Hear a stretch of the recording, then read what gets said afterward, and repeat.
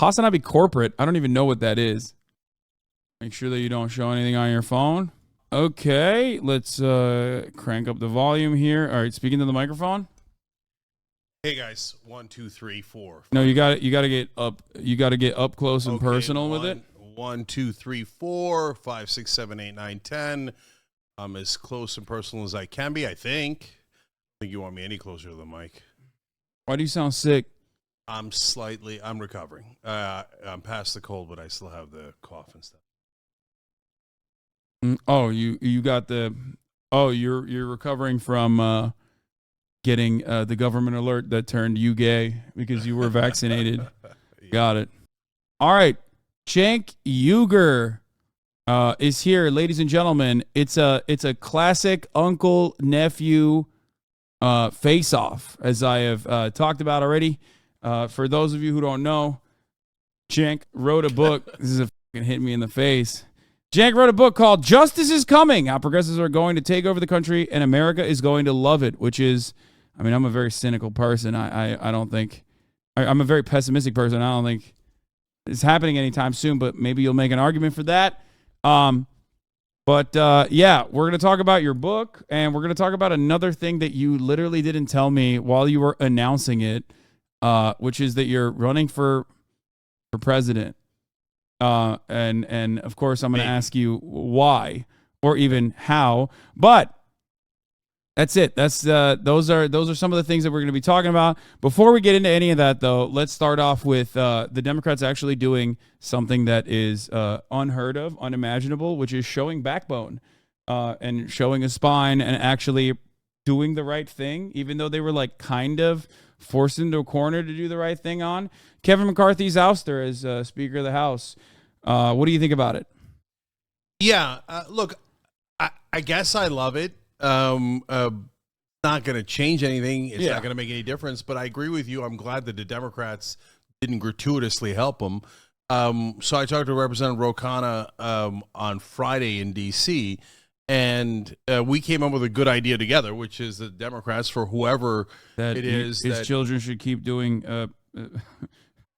whatever it is you were going to say. No, that's not it. Wait, you guys didn't have the good idea of making sure that his children were participating in the stock market and having excellent returns? No. Year over year? That's crazy.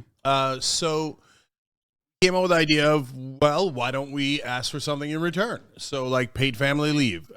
So if any Republican wants Democratic votes in the House for speakership, yeah, maybe we could do that.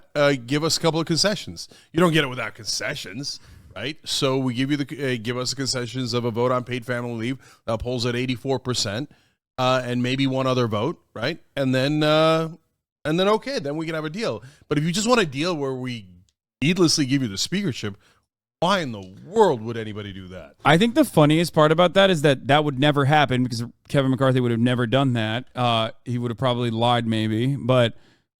What's even better about the situation is that, like I was alluding to, he didn't even like go to the conservative Democrats and offer them anything. Like literally nothing was given.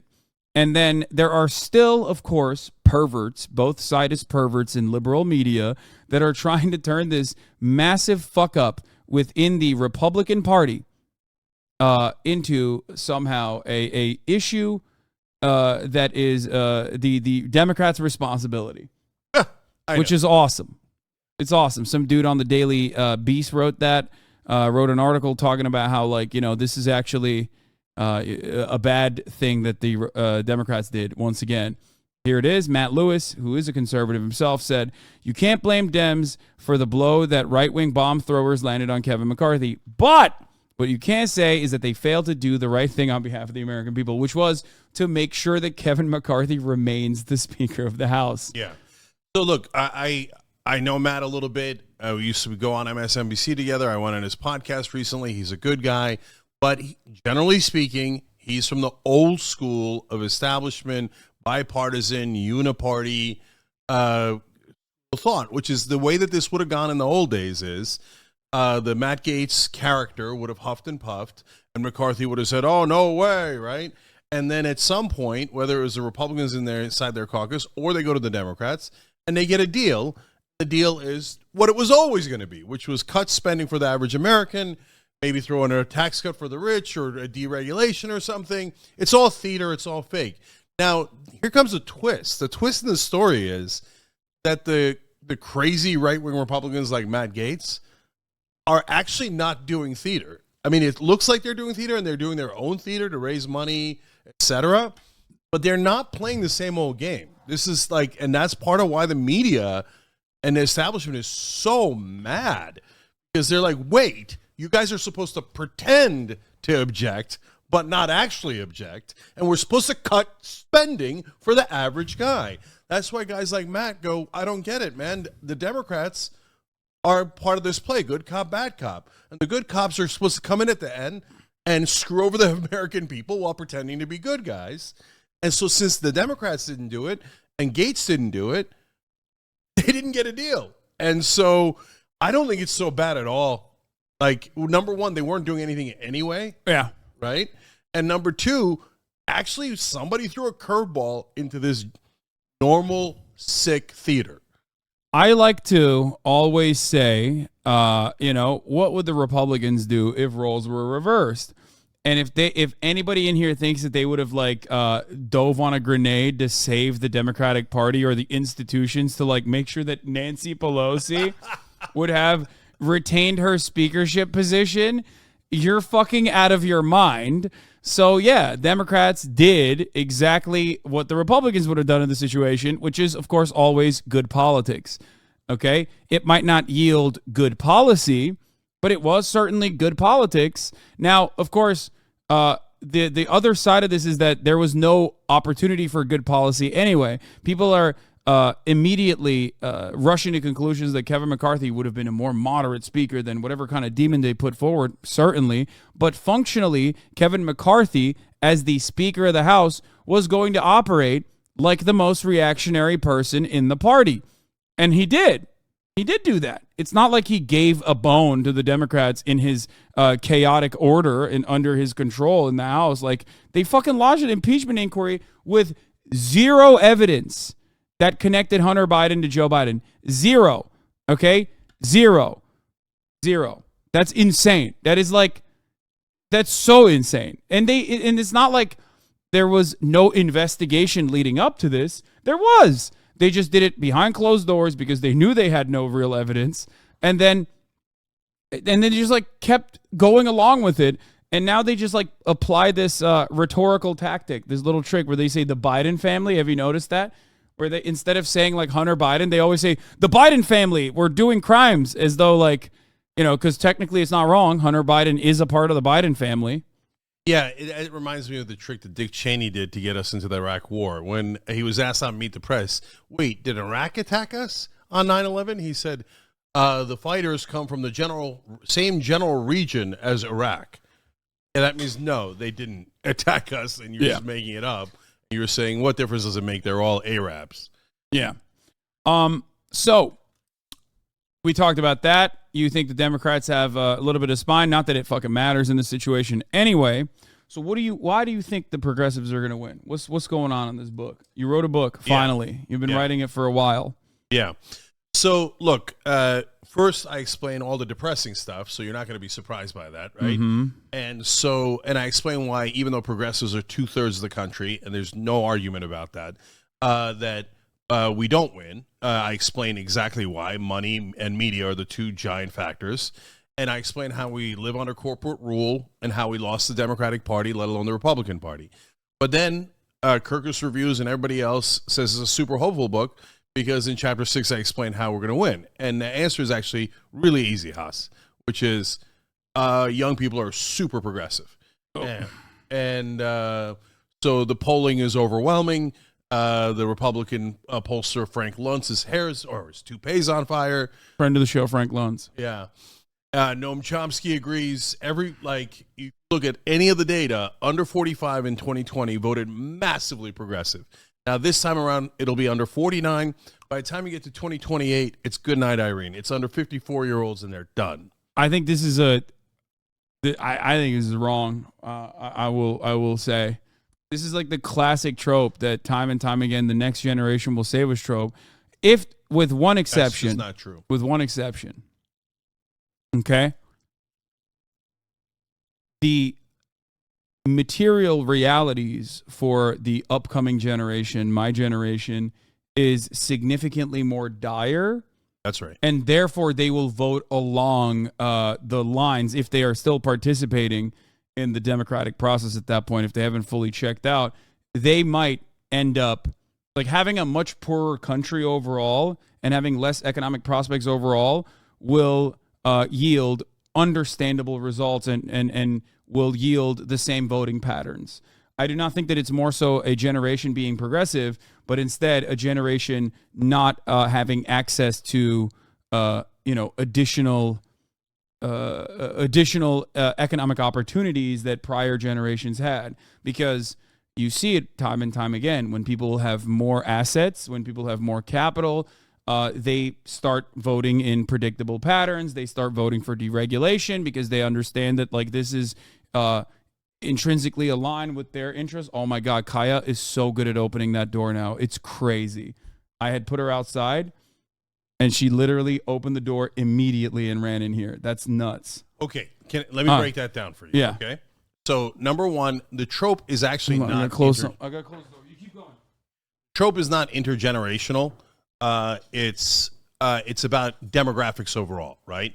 So people say, "Oh, that's okay. The Democrats are going to win because they're going to get black voters, they're going to get Latino voters," and that's not at all guaranteed. So I never believed in that, and the identity politics generally doesn't work. But the idea that hey, it's okay, the next generation never saves us isn't true. And everybody always says, "Oh, well, we are going to get more conservative as we get older." Well, I quote in the book meta studies that show that's not at all true. In fact, your political leanings get set between the ages of 14 and 24. Every study shows this. And is it true for everyone? No, but is it true generally? Definitely. And so one of the examples that I give, Haas, is that back in 2011, did a normal study, and they found out that people above 65 years old were the most likely to vote Republican. And generally speaking, they grew up in the older generation, that kind of Gen X, et cetera, grew up in the Reagan times. And actually, they were just as conservative when they were younger. Okay. But above 85 was super liberal.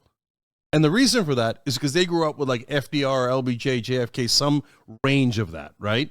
And those guys stayed progressive their whole lives. I know, but there's like also at that point, how many fucking 85-year-olds exist? You know what I mean? I feel like that. No, that's not. That yields a lot of. Like right now, those guys are 97, right? That's not the There's issue. like 8 of them. No. The issue is that it's totally bullshit that people become more conservative as they get older. It's not at all true, and it's not backed up by the data. And this generation, I'm not saying that at all. I'm saying that the only thing that I would agree with on that data point is that it is totally, entirely pegged to their economic circumstances. And the economic circumstances of the younger generation is very, very unfortunately are fucked. Yeah, no. That's why I'm saying like that is ostensibly the only reason that I think the younger generations, as they get older and are devoid of the same opportunities that prior older generations had, because like a lot of the current wealth that we have in this country is trapped in like baby boomers and Gen Xers. Like they are like the last remaining generation with access to any kind of assets, homes, things of that nature. You're coming to a situation where you have like permanent renters that will never be able to purchase a home. So part of the reason that changes their dynamic, that changes their political perspective. And this is all going towards exactly my point, which is, look, part of the reason that the younger generations, are both millennials and Gen Z, are so progressive is cultural factors, right? But the other reason is economic factors that nobody ever talks about. They have no chance of buying a home for the great majority of those generations, right? Everything for them is much harder. Student debt is infinitely higher. They're much more tied to corporate rule and have become chattel in a lot of ways, and they're rebelling against that. Besides which, this isn't arguable. They would have to change the dynamic of those generations massively over the next 1 to 5 years for the Republicans to be able to win, right? So, because in the 2020 elections, even the states within the Democratic Party that Bernie lost, he would win under 45-year-olds with 40, 50-point margins, even after the race was largely over. So, like, the handwriting's on the wall. And by the way, what saved the Democrats in the 2022 midterms? Younger voters. What saved Joe Biden in 2020? 11% more younger voters showed up. That's the only reason he won. And so this is all trending, not just towards Democrats. Not just younger people, I think. But towards progressives. I don't think it's just younger people. I think it's also it was white people in general. Like there are more white people now voting for Joe Biden than they did before with Hillary Clinton. Look, there's a lot of different demographics. That's a huge demographic shift. I know, but those things shift. They go back and forth, and now all of a sudden Trump's up to 42% with Latinos. He's up to 20% with African Americans. So I'm not relying on that 1%. But I have not seen anything that challenges the numbers. I don't think the 20% number is real, but you know. Yeah, no, it might be an outlier. It might not be exactly right. But the bottom line is, I've never seen a compelling case for demographics saving the Democrats or progressives other than age. And age is the biggest demographic and the biggest difference maker. And so there's other factors too, changing media. So how are you going to activate younger voters to go out and vote? Because out of the voter eligible population, younger voters are poorer on average, and poorer equals less likely to vote in general. Poorer equals less time off from work, a job that you're most likely trapped in the service sector. How are you going to get young people to go out and vote? This conundrum is the reason why a problem that even Bernie Sanders was unable to solve is the reason why he didn't win in the primaries. That was a big part of the problem. So I hear you. Those are generally problems, but it's not that Bernie Sanders didn't solve it. So first of all, Bernie Sanders won the first 3 states, as we all know, right? And what happened then is mainstream media activated the older voters to vote in droves against Bernie, right? So normally after you win the first state, let alone the first 3 states, you get a significant amount of positive coverage, and I have the numbers and the data in the book. But of course, Bernie got like 3 times the negative coverage. Okay. We're saying the same thing. Right. You're just saying no. But my point is, at that point, even with mainstream media just blasting Bernie, talking about executions in Central Park and giving Biden enormous positive coverage, etc., Obama rallying everyone, Buttigieg, et cetera. Still, if it was 4 years later, Biden would have lost to Bernie because of the age demographics. Just couldn't do it with 45-year-old and under enough. Like if it was like 49-year-olds and under, Bernie almost certainly would have won. So, and here we are 4 years later. So, look, is it written in stone? Of course not. But is it as dire as people think? Not even close. I think we're definitely the favorites, not the underdogs. And Haas, here's another giant factor: media. So we all know mainstream media hates progressives and destroys us at every turn, right? And so they activate the older voters, etc. But now they're losing their power. But here's a really important fact that people don't absorb enough. Now, for most of the television networks, their costs are higher than their revenue. Are they really going to be able to last 5 more years of bleeding out? So at some point, this doesn't just wither away, it capsizes, right? Meanwhile, what's happened? TYT's happened, you've happened, tons of like new streamers progress, and almost all of them are progressive, right? So we've got some right-wingers trying their best, spreading sexism, bigotry, racism. I think right-wing media is significantly more popular. I wouldn't say that like they're popular because they have more like genuine grassroots support, but they're popular in the same exact material reasons as to why CNN cuts corporate propaganda, MSNBC cuts corporate propaganda, and Fox News is the most popular news broadcast. They have moneyed interests backing them, whereas like real progressive content has to revolve around, or if they want to be sustainable, heavily rely on like subscriptions, and that is incredibly difficult. There's nothing as good as just like having unlimited wads of money from concentrated wealth that will give you a couple billion here, a couple billion there. And that is precisely the reason why Daily Wire is fucking, taking our lunch money all day, every fucking day. Think about it this way, the Steven Crowder $50 million conversation. I would say, not to toot my own horn here, but probably more popular a figure overall than Steven Crowder. There is no $50 million deal coming my way. That is unimaginable. That would never happen in a million years, because Steven Crowder doesn't have to generate $50 million in revenue. He just has to keep saying the right things, and billionaire-backed independent media that is basically cutting the same exact propaganda that Fox News cuts will keep funneling money to those places. Yeah. So I understand our disadvantages very well, because I'm in this business, right? But look, even with all of our disadvantages, TYT gets about 5 billion views a year. So Daily Wire can kiss my ass. All the right-wingers combined can kiss my ass. And so the good news is I'm not just a good host. We have a lot of great hosts on TYT. I'm a really good businessman. And so I have maintained us in business for 21 years in an impossible industry. We built a network of progressives, and we just keep on winning. So they're not going to be able to get rid of us. We're going to win, and then when we get more resources, we're going to dominate even more. So the problem, the advantage that the right wing has is infinite money, and the left has almost no money at all, right? But the disadvantage that the right wing has is that they're not popular. We say things that are popular, and people like what we're saying because it's in favor of them, right? The right wing has garbage that says, oh, rich people are great. You should give all of your money to rich people. This show brought to you by rich people.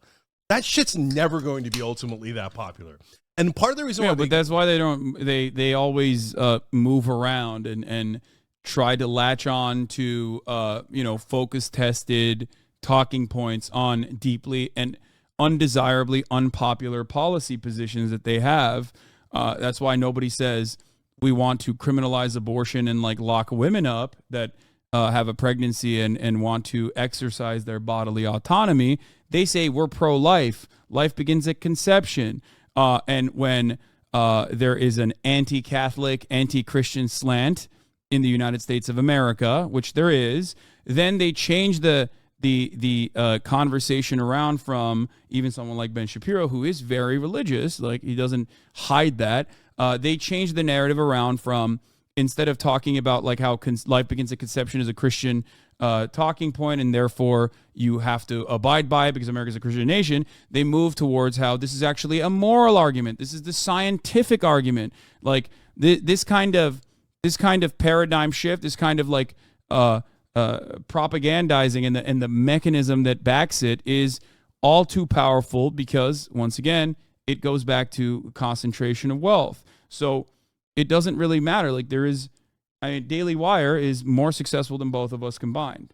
I'm sorry. That is just the reality. No, not in terms of views. In terms of money, I don't have more money. Think so. I think that they are very. You think they successful. get more than 5 billion views a year? I don't know. I don't know what metrics you're working with when you say 5 billion views a year. I don't know if you're just simply talking about YouTube. Facebook, Yeah, Roku, you're talking about Pluto, YouTube, Facebook, Snap. You name it. That's great. If Daily Wire is on all of those platforms, with the exception of Snap, I think probably I would assume that they're not on Snapchat.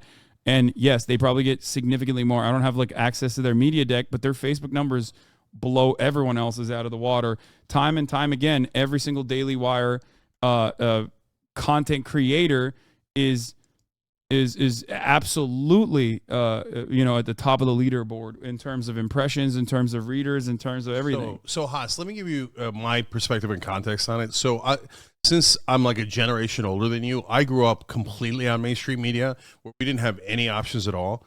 And I write about that a little bit in chapter 5. And that turned everybody Republican. And the reason for that was that they would tell you, like, Ronald Reagan is the Gipper, and he's a cowboy, and he's awesome, and America's a shining city on a hill, and that's what Republicans stand for. And Democrats are weak losers like Michael Dukakis looking funny in a tank. And they all did it 24/7. There was no other option, just corporate media. And so I think conservative voters have some redeeming values. We could talk about that if you want. But all Republican politicians and all Republican media figures are liars, okay? They have to lie because they can't say, hey, I want you to take all your money and give it to the rich. That's their actual objective, and they can't ever say that. And then you can say it about 100 different things. They can't say, hey, I want you to smoke cigarettes and get cancer because they pay me. Hey, I want you to take guns and shoot yourselves because the gun manufacturers pay me. I want you to destroy the planet because ExxonMobil pays me. They're never going to say any of that. So it's one lie after another, and we call them talking points.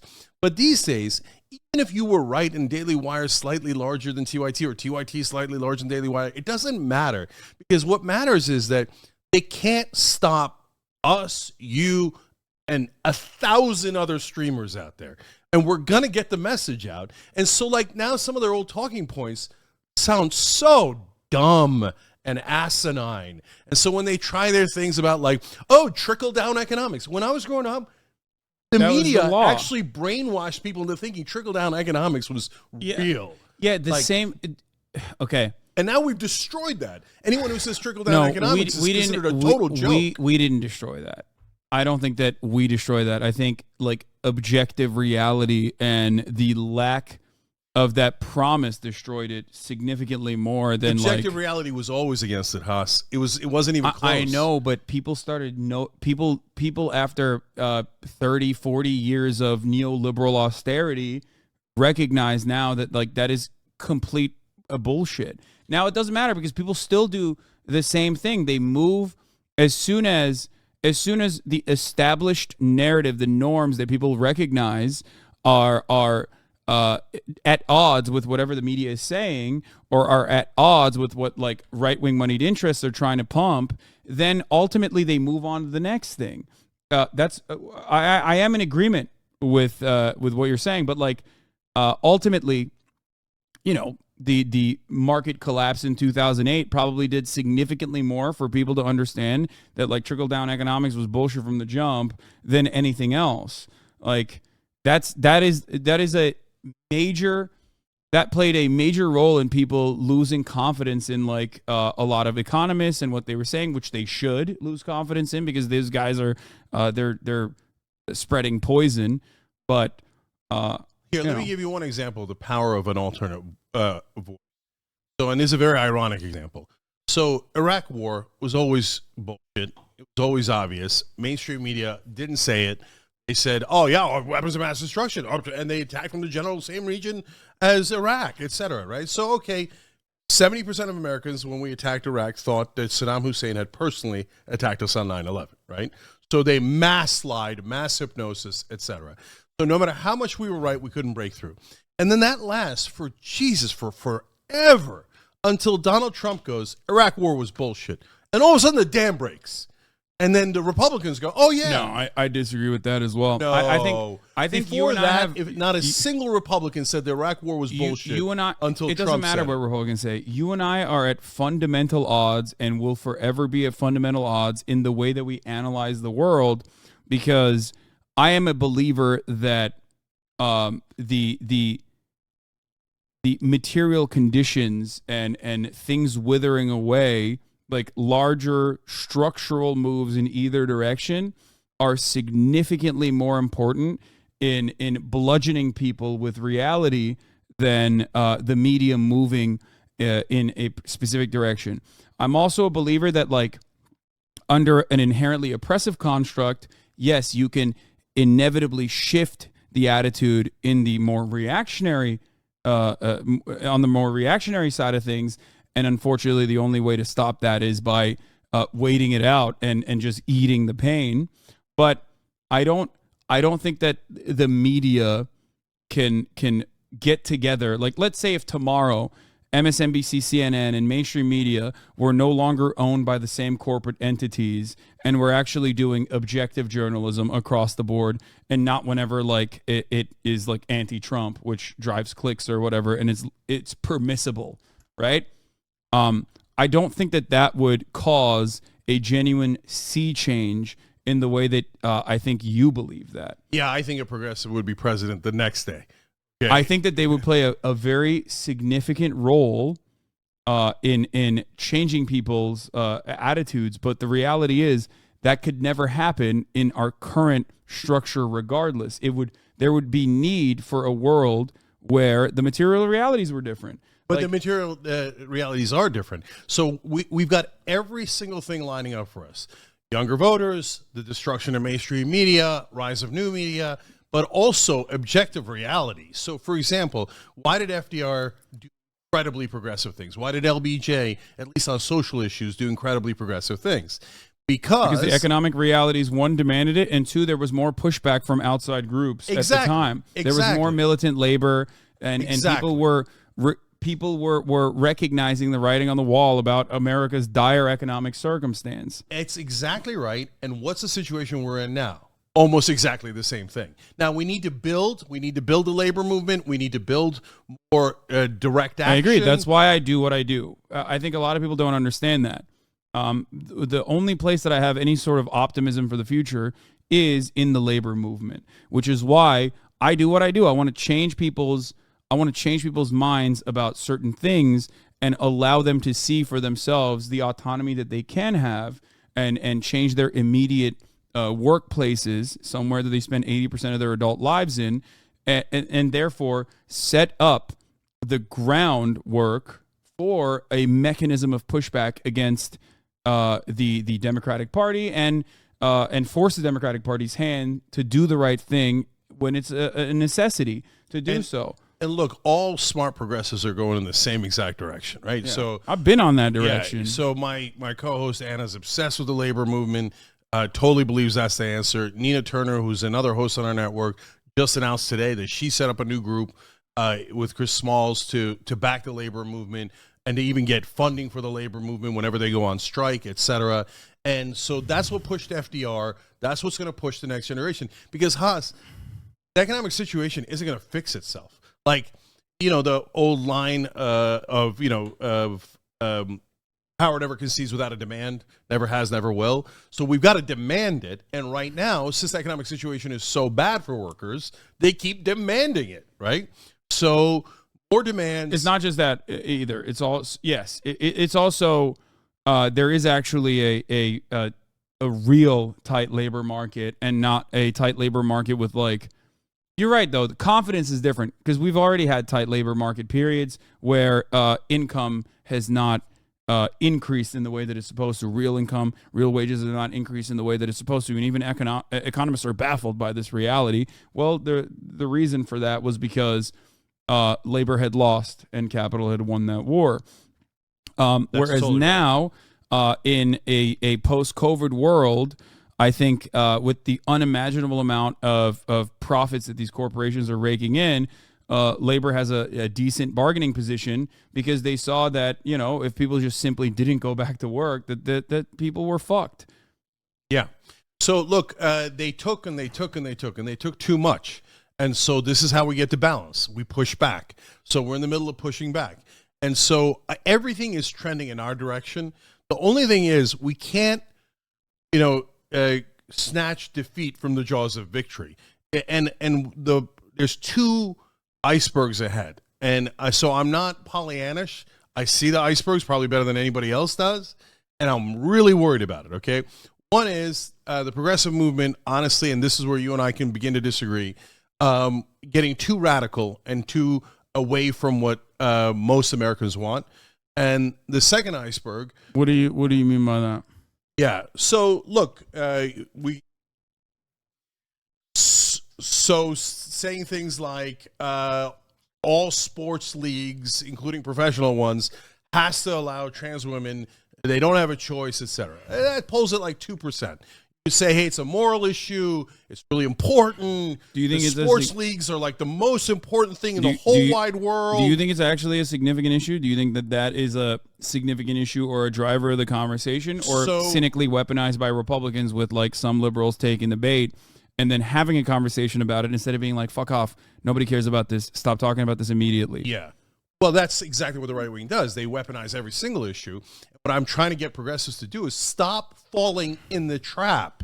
So the minute they say it, do you think, our side comes out and goes, no, this is the most important issue. And anyone who disagrees is a Nazi. You just called 98% of the country Nazis. Okay. What are you doing? You're alienating voters like crazy. Do you think that organizers on the ground, both trans and cis, that are or members of labor unions are even using this as a talking point in any meaningful capacity?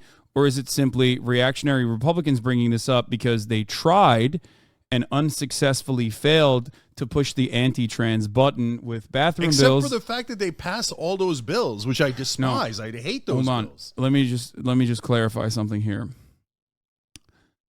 In the lead up to the 2016 election, you had the North Carolina bathroom bill that was anti-trans, right? You have to have the gender assigned at birth be the bathroom that you go to. That totally failed. Okay, right. That failed. That was so objectively a failure that Donald Trump came out and said, I don't give a fuck where Caitlyn Jenner shits as long as she's shitting in Trump Tower, right? Something along those lines. But I'm paraphrasing. He tried to ban them from the military. Hold on. Let me finish. That was also unpopular. Sorry, go ahead. Let me finish. Okay? Yeah, he tried to ban trans people from the military. That was also unpopular.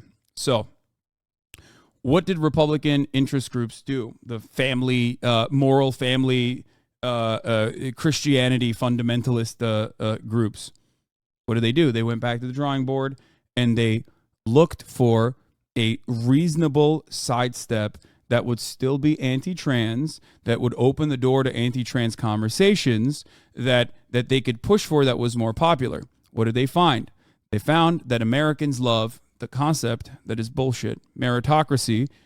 What is the most meritocratic process in the entire country, maybe in the world? Sports. Americans love sports, and Americans believe that meritocracy is real, and it's especially real in sports. So they changed the narrative away from trans people can't pee and poo in the fucking bathrooms to trans people want to destroy sports. It was simply just another way to attack trans people, which is precisely why I think a lot of people correctly looked at that and went, why the fuck are we talking about this? This is ultimately marginal. You just want to fucking eliminate trans people from public spaces. And I have never given an ounce of legitimacy to that argument, despite what public polling says, because the reality is no one gives a fuck about it. Let me tell you something that's more important than public polling, however. Because you brought up... So far, I don't even see where we disagree. Okay, so you brought up legislatures, state legislatures, Republicans like passing incredibly, horrifyingly psychotic anti-trans bills. Yeah. Okay? And they're passing this. Yet there is no viable single-issue voter out there that is like desiring these anti-trans bills. Although... if you ask, Americans directly about, like, what do you think about a 14-year-old trans girl, like, participating in a swim meet, they might say 56% might say, fuck that, that's wrong, we shouldn't do that. But the reality is there isn't any real momentum on the ground for anti-trans shit, okay? Voters do not give a fuck about trans people overall. The overwhelming majority of voters actually have apathy for trans people. They just don't care about it because they think that there's no trans people in their lives whatsoever. Republicans, however, have kept on pushing the anti-trans button over and over again and made it their major fucking talking point. That's right. That has yielded horrifyingly bad results for them. And instead of like fucking assassinating Christopher Rufo, for example, who's one of the leading guys here at the Manhattan Institute that was like doing the CRT stuff, doing the anti-trans stuff, instead of going, dude, what the fuck are you doing? You ruined our midterm chances when Biden had a historically bad economy, when a red tsunami was supposed to happen. That was a major failure on their part, one that actually has led to Kevin McCarthy's ouster as the speaker right now, a domino effect of like the Republican Party imploding in and of itself, partially because the only thing that they have been looking for, the only thing that they have, the only tangible policy position is just increasing the dial of transphobia, but there's not enough people on the ground who are demanding it. And those who are demanding it are increasingly more psychopathic, which is pushing away normal fucking Republican voters who are just like, I just want tax cuts, man. Like, I'm racist, sure, but like, the fuck's going on? Like, I don't give a shit about this. Like, why are you talking about dismembering children's genitals all the fucking time? You sound like a psycho. They're getting outrage fatigue, and it has demonstrably been a failure. And that's part of the reason why you don't see Trump talking too much about wokeness or trans people. He like brings it up every now and then in his commentary, but it is far less than Ron DeSantis, wouldn't you say, who is an objectively less popular candidate. Yeah. So with the exception of Trump and DeSantis thing, which we can get into, I actually agree with everything you said. So now let me give it to you from my perspective and why I'm concerned about it. So number one, Republicans bring this up because they're fishing and fishing. All their positions are deeply unpopular. So they're fishing for one position that they could finally get some sort of popularity on, right? So they dig all the way down to trans sports at the high school level, and they get over 70% saying, okay, no, meritocracy, we shouldn't do that, right? So if at that point you and I agree, like, we fight back when they propose a bill, and we do the best we can, and we aggressively make the case that you just made and that I make all the time on the air, right? And then we're okay with it, and everybody would agree. The country is in favor of trans rights, okay? So, but in the midst of these conversations, one of the things that happens is, okay, on air, I say, okay, you're asking, fine.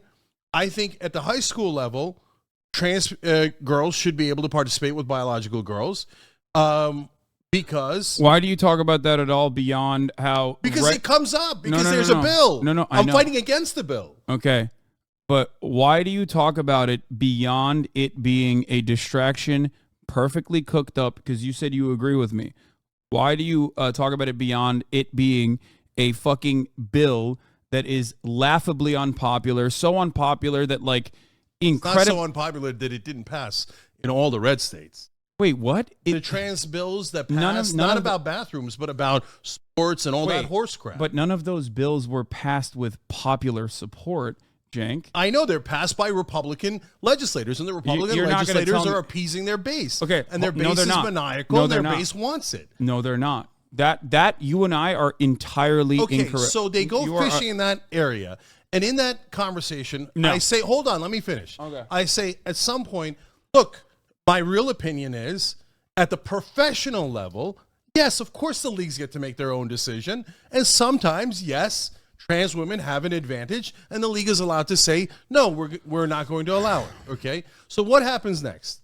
Every single person that I know in mainstream media saw that what they perceive as a progressive community then called me a Nazi. Then they go, okay, progressives are lunatics. I'm writing all of them off, right? Are you kidding me? Because somebody's had like this microscopic difference of opinion with like the most radical end of the progressive base. They're right-wing pivot, Republican, Nazi. Well, okay, you guys sound nuts. Mm-hmm. Okay, and don't do that. You think Just say, hey, I disagree. So what? Mainstream media literally called you a bestiality-loving horsefucker when you tried to run for office in California. You think they needed the fucking... you think they needed like 11 trans people with anime avatars on Twitter calling you a Nazi to be like on them on a platter? That's crazy. And they have material issues that are much larger. They have that also cost us, and it makes it look like we are extreme when in reality 2/3 of the country's on our side. Take the fucking win. Take the win. So here's another one, and this one I don't know how you're going to light up on this one. No, this defund is the police. It's a terrible slogan. Okay. A terrible idea. We're moving away from other talking points. Let's get back to the one issue that we were talking about. My perspective is that they have every interest to fuck you every single time. Mainstream media does, because of their underlying material interest in defending the corporate oligopoly structure that we have. This is who funds them. This is how people rise into positions of power in the media infrastructure. You've been a part of this already. Personally, you've seen it happen to you at MSNBC. So, like, there is no reason why they're not looking at like magical trans people on Twitter and going, oh, that's it. Here's the reality. They're being crazy again. They're calling Cenk a Nazi. Yes, they are. And they're looking for any excuse. I agree with that. But then stop giving them excuses, which is the point you started with. Okay. there's a major disagreement here. We are at odds, but we're not at odds. You say don't talk about it. I say don't talk about it. We say you say you're against the bill. I say I'm against the bill. You're for trans rights. I'm for trans rights. But my point is but the difference is the same people that call you transphobic also called me transphobic all the fucking time. The difference is I don't change my perspective at the end of the day, or even offer it any fucking additional light, because who fucking cares? You just do what you think is right and you keep pushing. And I think that it's very dangerous and very scary when you get moved by your base of support that you have worked tirelessly for 20 years and like building and solidifying, turning on you and saying you're right wing now. I think that didn't happen though. I agree with you. It's 11 people on Twitter, so our audience is just as gigantic as it's always been. So you can go ahead and cry about it if you're among those 11 people. So I'm not worried about that. Haas, I gave it as a small example, and defund the police is a much larger example. Okay, we'll get to that in a second. Progressives are getting pigeonholed by mainstream media and Republicans as radicals, when in reality we are the overwhelming majority of the country. So we need to focus and get our messaging right. And that's why looking at a couple random people and greatly emphasizing the impact that they have, and even attributing like the mainstream media's perspective shift on progressives, when you and I both know that they never fucking gave a shit, and they don't even need like a couple of random trans people to call you a transphobe to like justify their hatred for progressives. Let's go to a larger There's no issue. reason to talk about that. Now, as far as like, there was one other point that I wanted to make, because we were talking about state legislatures. This is really important, please. I think that a broader Republican project, and I think you'll agree with me on this, has been that they want to dismantle the power of the legislative body and then utilize the state legislatures where they know they have control due to gerrymandering and ridiculous district maps, where they can, even if they don't have popular support, even if they lose the majority of the votes, still maintain a majority in the House and the Senate, right? State House and state Senate. It's one of the most important things in the country. Absolutely. And then there's a secondary side to this, though, because there is the judiciary. So they've also they've dismantled the legislative body. They have pushed their power in undemocratic ways through the state legislatures, and then also solidified that power and codified it by court packing, right? So they have this very open project within the Federalist Society, all the way up to the Supreme Court of the United States, where they have hyper-reactionary judges that they've placed in positions of power through appointments, right? So when you do that, there is no need for a democratic process, which is precisely the reason why saying that these Republicans are actually acting out the desires of their psychotic, bloodthirsty base when they're pushing for, trans bills that are getting passed in every single state legislature is objectively false. Why is it objectively false? Because one, Republicans have never cared about their base. Let's be fucking real. They just use the culture war issues as a way to like draw up support. But in reality, they don't really give a shit about what the base wants. If they did, then they would have never in a million years allowed the Roe v. Wade decision to be overturned, because that was a much better way to just keep dangling in front of the most active base of support they have, white evangelical Protestants, and never actually push to actively dismantle Roe v. Wade and completely criminalize abortion in red states. That's why they have a major fuck up right now, because they're suffering from their own success. So I don't think that pointing to state legislatures and bills that they've passed to say, no, there is actually a decent amount of support for anti-trans legislation from the Republican base of support is correct, especially when all signs point to the opposite. At the national party level, the Republican Party is currently going through a crisis, an identity crisis. They have capitulated to incredibly bloodthirsty, psychotic fucking culture warriors for so long that they end up leading like Ron DeSantis, pushing for objectively unpopular bills, okay, by utilizing the state legislatures, and then suffering the consequences on the perception in the national party. Yeah. So look, again, there's a lot I agree with, but let's break it down one by one. So it can be both, Haas. It can be that, yeah, they've done the gerrymandering. Gerrymandering has done most of the work for them, and it made their seats pretty much impenetrable. So if the Republican legislators do something, it doesn't necessarily mean that the voters of that state want it, for sure, right? But it can be that also the vicious end of the Republican base does want it, and the polling indicates that they do want it, right? And so, but the larger point here is, I don't agree. I don't think they're.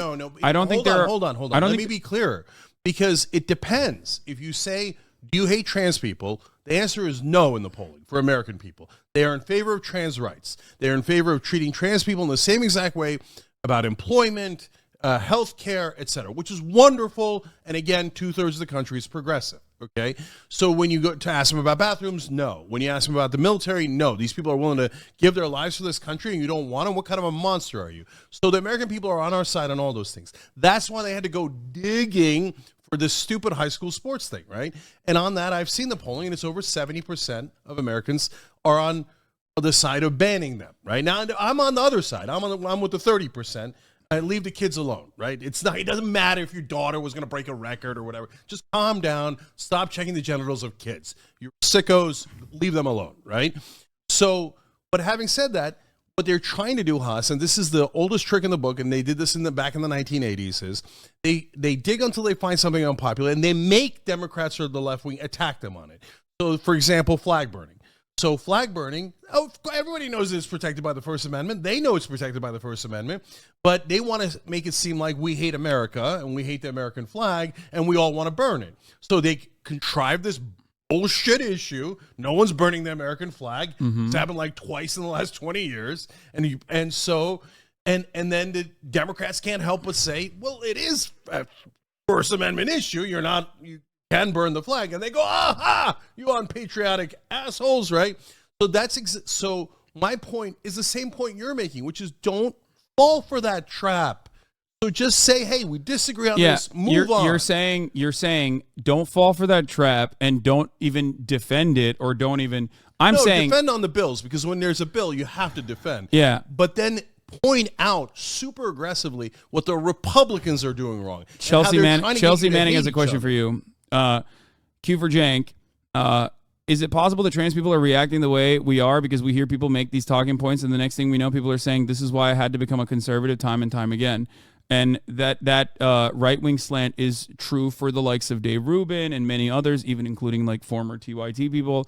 I think that's where a lot of people are defensive when they hear you talk about this, or when they hear people fall into the trap of like jumping on every single non-issue that ultimately turns into discourse, like bonus holes or whatever the fuck, like some psychotic weirdo British person came up with at the fucking Daily Mail, right?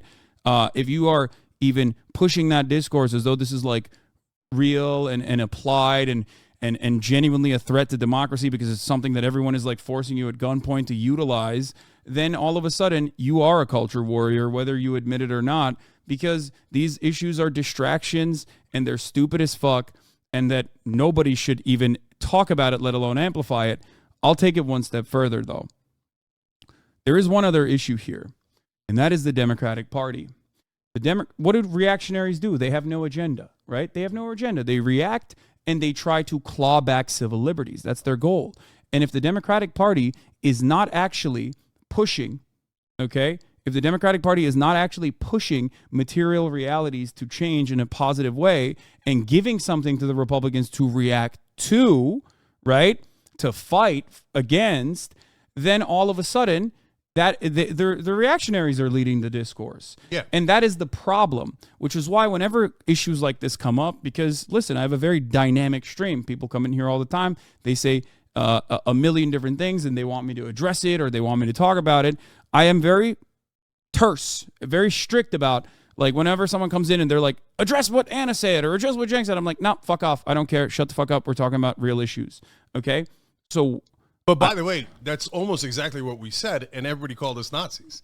So not everybody, those folks. So look, guys, first of all, let's just be clear on everything, okay? So number one, I fight for trans rights. I have for 21 years when no one else was. So if you don't like it and you don't believe it, that's up to you. You can do whatever the hell you want, okay? So, and I just told you all my positions, which are actually 99% identical to the most extreme trans right activists, right? So we have a microscopic difference. So somebody asks me about it, I say it once, I'm done with it. I'm done with it.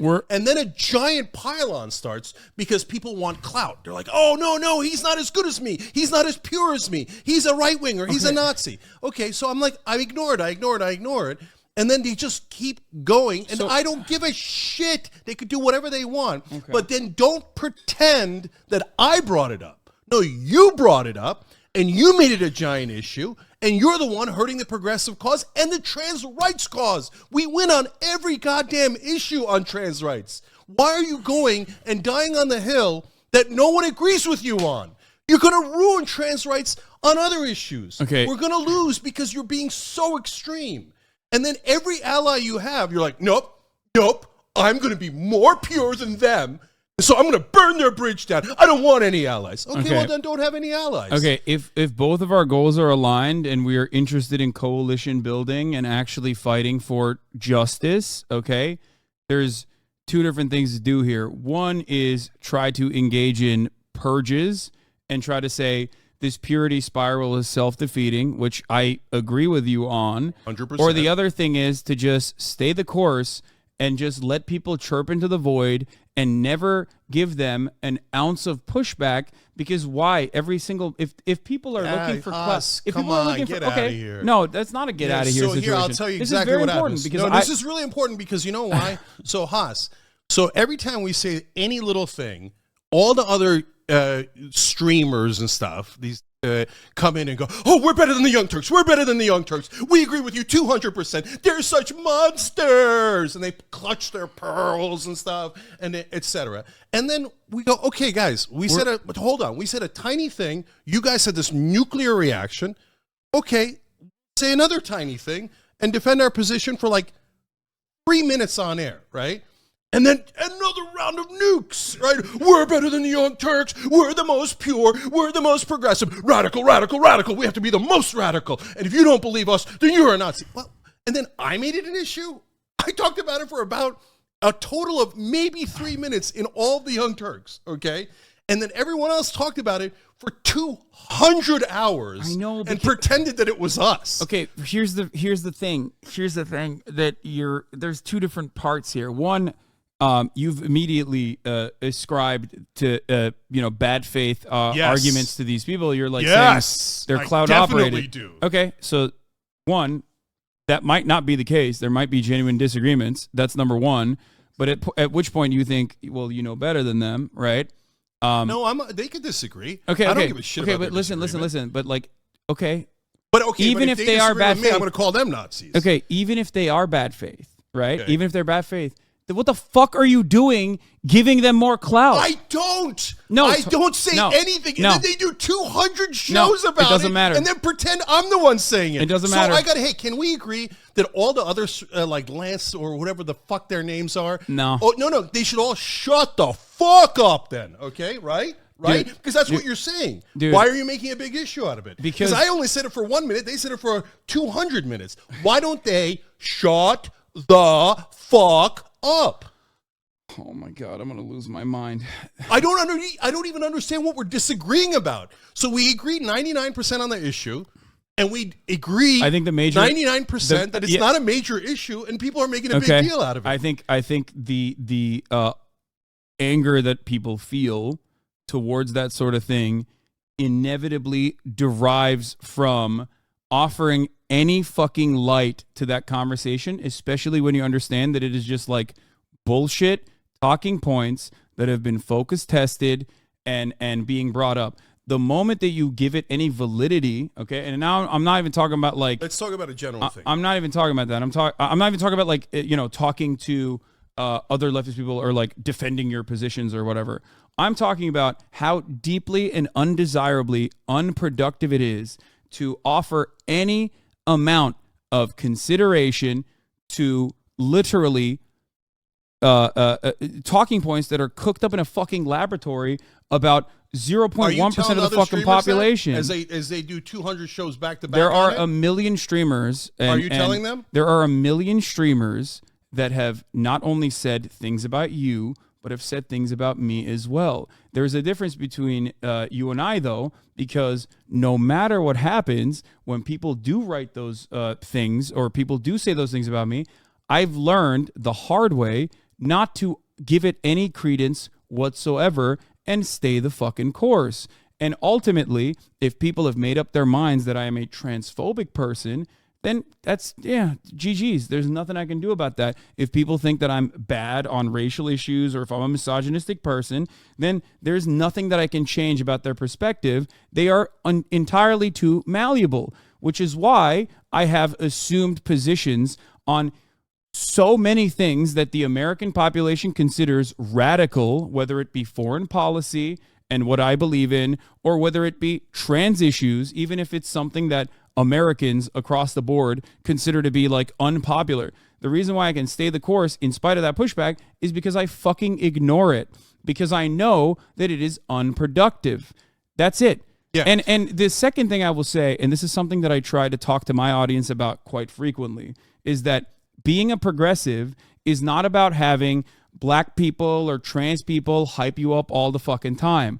There are going to be plenty of moments where you are going to be at odds with activists. There is going to be plenty of moments where you have disagreements with the marginalized communities that you claim to speak on behalf of, okay? And ultimately, it's not even about a logical conclusion to those problems. It's about being empathetic, right? That's at the heart of the matter. So let's being empathetic. Let's do a super important distinction, okay? Because and I don't think I made a good enough case for this distinction, and I want to be way clearer. There's a difference between randos in the world that care about this issue, whether they agree with me or disagree with me, or they heard the wrong thing about me, by the way, or they have heard the right thing and they still think this guy's a Republican and I hate him. No problem, okay? And media figures, streamers, etc. Those guys are largely scorpions. And it's because the incentives and disincentives create scorpions. Because when you attack someone else, you get into the algorithm loop on YouTube, mainly YouTube, but in some other places as well, and you try to get attention. So they don't even know, I hope they don't know, a lot of them, that they're doing it on purpose. I hope they're not doing it on purpose, but probably some of them are, right? But they think like, no, this is really important. I have to correct the record by attacking the Young Turks. Oh, look at that. My views went up. What a wonderful coincidence. I'm going to do it again and again and again. And this is not just about radical left. Are you crazy? No way. The right wing started this. Why does Steven Crowder dress up as me? Yeah. Right? I was about to say, listen. Right? Listen, but So why did Jimmy Dore attack me like a nut job? Why did Sargon of Akkad go back like 15 years? Partially why because did Sam Harris? Why did all of them attack us? Partially because you respond. We're the largest. Partially because you respond. It's called getting farmed. Trust me, I know from personal experience what that's like. For a very long time, I got farmed like a motherfucker, okay? Because just like you, perhaps because I am also as stubborn as you are, I couldn't shut the fuck up anytime there was like any error, okay? Whenever someone said, this is what Hasan believes or whatever the fuck, I immediately rushed to correct the record, thinking that there was good faith discussion to be had. Now, out of the people that are actually criticizing you, there are people who I do like, who I do appreciate. I'm not going to get into that part of the conversation because I feel like that's going to blow a lid in this. It's going to make you blow a gasket. But the reality is that ultimately, if you want to have a productive, if you want to have a productive and successful coalition, you just can't stress that shit out. Okay. You can't. No, I'm good with even it. Even if Look, they I say was super clear. You like what we're saying, you come to the Young Truths. If you don't like it and you want super radical weirdos, there's like a million shows for you. That's what you're doing. Like you're casting everyone else in a bad light. Don't even talk about it. Don't even bring it up. That's it. Okay, so I know I've been punched in the face 200 times, and I'm not allowed to punch back. Exactly, 100%. That's what I'm saying. Yes, you get it. That is what I'm saying. That's what being fucking progressive is, okay? If someone on your side is punching you, you ultimately turn around and say, I don't give a fuck. It's fine, because the real motherfucker whose face I have to punch is out there that actually holds on to all levers of power. Because while we're fucking arguing about the minutia of your perspective on trans issues, or whenever like you choose to engage in like any kind of reactionary framing of an issue, there are actual fucking people out there who are making everyone's lives actively worse. So why the fuck would I ever care about what some dumbass fucking YouTuber has to say when Ben Shapiro is, again, stealing our fucking lunch money and doing whatever the fuck is necessary to keep propagandizing every fucking awful position that makes people's lives worse. Right. That's why I fucking cover Ben Shapiro every day, by the way, you dumb cocksuckers in here who fucking think like, oh, why does the song talk about Ben Shapiro all the time? That's why. Because he's the fucking bad guy. You will never see me fucking agree with Ben Shapiro or Steven Crowder or any of those fucking bullshit charlatans out there, because those are the fucking bad guys. I don't give a fuck if people call me transphobic or racist or whatever the fuck. I'm not gonna stray away from my point of view, but more importantly, and I don't think you do either, but there's this one issue that you and I have, there's one disagreement, there's one difference that you and I have. You spend entirely too much time thinking about all the people on your side who fucking hate you, okay? Who say you're bad and wrong, even if it's a misunderstanding. Don't even fucking clear it up. It doesn't matter. People will see where you are genuinely coming from when you keep saying the same shit that you're saying that you've said for 20 fucking years. That's it, okay? A lot of people yelled at me during the fucking Hogwarts drama. There were every trans content creator on Twitter yelled at me, okay, and said, you're a fucking piece of shit, you're transphobic. Oh, what, you can't play one fucking game that's transphobic? It was an idiotic fucking take from the jump. I said it a month in advance that this is entirely too popular of an IP. The best thing to do is not like try to do boycott. Is try to boycott this fucking IP that's completely devoid of the transphobic person that is making money off of it, and instead use it to fundraise or push the issue further. Everybody yelled at me, said that was incredibly transphobic. What the fuck did I do? I shut the fuck up. I said, you guys are wrong, but it doesn't matter. History will absolve me. It did. Who gives a shit? The game fucking sucked. Right-wingers like Ben Shapiro made commentary on it, saying that Hasan is terrified of trans people in his own audience, and that's why he also has to capitulate to the trans people in his own audience, when if I wanted to capitulate, I would have never said anything about Hogwarts whatsoever, and I would have just stayed the course and never played it and said, yes, it's a transphobic fucking game. But I didn't do that because I'm a stubborn piece of shit. I yelled at the people and I moved on.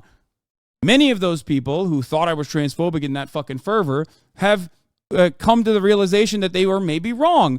A lot of people don't want to admit that they're wrong, especially when tensions are fucking high. It doesn't matter. They finally quietly come to that conclusion that you were on, if they truly do believe that you are genuinely on their side. That's it. So just make your work speak for itself. You don't have to constantly fucking yell about random trans people online. And yes, that's what being the bigger progressive media person it revolves around. You have to do that. That's it. All right, look, I'm going to take your advice. Let's move on because it's a microscopic issue. There you go. So let's talk about defund the police now. Okay, so the overall issue that and before we do that, I got to run the 3-minute ad break real quick, and I'm going to pee, but you can keep going. Oh, shit. No, if you're going to run an ad break, run an ad break. No, I did already, but people can still watch because there's 56,000 subscribers in here, 56,000 strong, so most people are not seeing the ads. All right, go ahead. No, we're just, what I'm going to say, guys, is that there's two icebergs that we need to talk about in terms of why what could prevent progressive victory. Started with the iceberg to catch you guys up if you later of progressives going far and then getting painted as radical when in reality we're 2/3 of the country. I'm going to pick that conversation back up in a second, but you know what? I'll use this time to do plugs. One is not for myself. It's actually, and especially if you're subscribers to Haas, you guys might be perfect for this. This is to help you guys out. I got no dog in this fight. I like the guy who's doing it, Larry Lessig. He's the godfather of campaign finance reform to get money out of politics. But if you go to cancelsuperpacs.com, you can win $50,000 especially if you're a good editor. Not going to be that many people that enter, okay? So $50,000, cancelsuperpacs.com. All they're doing is they're asking you to make like a super interesting, understandable, relatable video about getting money out of politics. But they have all the instructions at cancelsuperpacs.com, okay? So I hope one of you guys wins the $50,000. That'd be awesome. I'm done with it. And then we've been talking about my book, Justice is Coming. You can buy that at tyt.com/justice, tyt.com/justice. Okay. Dude, this man is doing an ad within an ad break, dude. That's what I did. Hell yeah. Because you went to the bathroom. Fine. What am I going to do? Talk to like an empty chair? I'm not Clint Eastwood. You can talk to the chat, but anyway, listen. I did. I just made them for somebody in there $50,000. Okay. What were we going to talk? Oh, defund the police. Okay. Issue with messaging overall. Another great issue because you and I have duked it out on our famous Thanksgiving specials that we do, where you come here and we argue about issues that we have disagreements on, genuine disagreements on. One of them is crime, right? Not to say that like I like crime and I think crime is awesome. I jokingly do say that from time to time, but ultimately nobody fucking wants crime. We might have a disagreement on how to solve that problem, right? Now, you brought up defund the police. So I would like to hear your position on that and before I get into my monologue. Okay, so first of all, it's the world's worst framing. And framing matters because it gets into people's heads and leaves the impression of who you are as a movement. Mm-hmm. And whenever I talk to people who are in favor of defunding the police, the very first thing they usually say is, no, I don't really mean defund the police. Then why did you call it that? So don't call it that at all. What would you message it as? So, look, it depends on what you're trying to do. So, for example, and I believe in, as I think you, but we do have real substantive disagreements too, but I believe in criminal justice reform. I believe the cops' training is completely wrong. They're taught only protect yourselves, don't worry about the citizens, etc. Are there racial issues? Of course there are. Are there class issues? Of course they are. So I would want massive reform, and I would want the messaging to be around reform, which the great majority of Americans actually agree with. Again, 2/3 of the country is progressive. They agree with us. Don't drive them away with bad messaging, okay? When people hear defund the police, they hear there's not going to be any cops, and they panic. And it's not just white folks that panic. It's not just right-wingers that panic. Ilhan Omar almost lost her seat in a primary because 78% of African Americans in her district did not want to defund the police. So how about this? Here's my reframing. When this works with a lot of like liberals that I talk to, at least rich and poor. Hey, police, do your fucking job. Is that good? That's actually really good, and I talk about that all the time. Okay, listen. Here's the issue, though. Right, with defund the police. As far as messaging goes and as far as optics goes, you yourself have basically created an argument that you are not using in this situation. You said the media is all too powerful in manipulating public consciousness, and they can change people's attitudes for the better, even if it's entirely at odds with the material realities and the oppressive constructs built on top of those material realities. If that is the case, then optics issues are simply an issue caused by the media not pushing the message enough. Is that what you're saying? So if in a future where MSNBC is truly progressive, that they could just be like, no, defund the police is actually fucking super sweet. Let's go forward. Do you think people would be on board with it? No, because it's mixed. So yes, media pushes the message, but the message itself is also important. So if you had the message of kill all people, that would not work well, even if MSNBC pushed it to ad nauseum, right? And defund the police is such a fundamentally wrong framing. You think defund the police is a message as aggressive and as wrong as like kill all people? No. I gave an extreme example, so not all examples are the same, but I think defund the police is almost as bad a message as you could possibly find, because it leaves the impression that there will be no police, no safety, no security, and it freaks people the fuck out. That's a fact, and it's shown in every poll. Okay. Defund the police means what? Reallocate some of these ballooning police budgets to social safety nets and social programs, because that's where crime starts, and that's the best mechanism to combat certain types of crime, at the very least. Okay. So that's where we get into substance. So you don't agree with the policy, not just the optics. Let's just clarify that. Yeah. So now the optics, I 100% disagree. When it comes to policy, it's much more nuanced. And by the way, if people don't like nuance, then you're not going to like me at all. Because you're going to, no, I want a black and white world. I want everything to be extreme. No, I'm not that guy. So where does the nuance come in? So if you say to me, should we reform the police, reform the training? Obviously, as I said earlier, I say yes, right? Say, let's reallocate some of the funding to social services. We keep the same amount of money, but move some of it from cops. I don't think they should keep the same amount of money. Okay, hold on. We'll get to that in a second. Some of it to social services because they can handle X better. I'm open to that. I'm totally open to that. Okay. So it's a semantics difference. You're saying like keep the same amount of money, but don't defund it.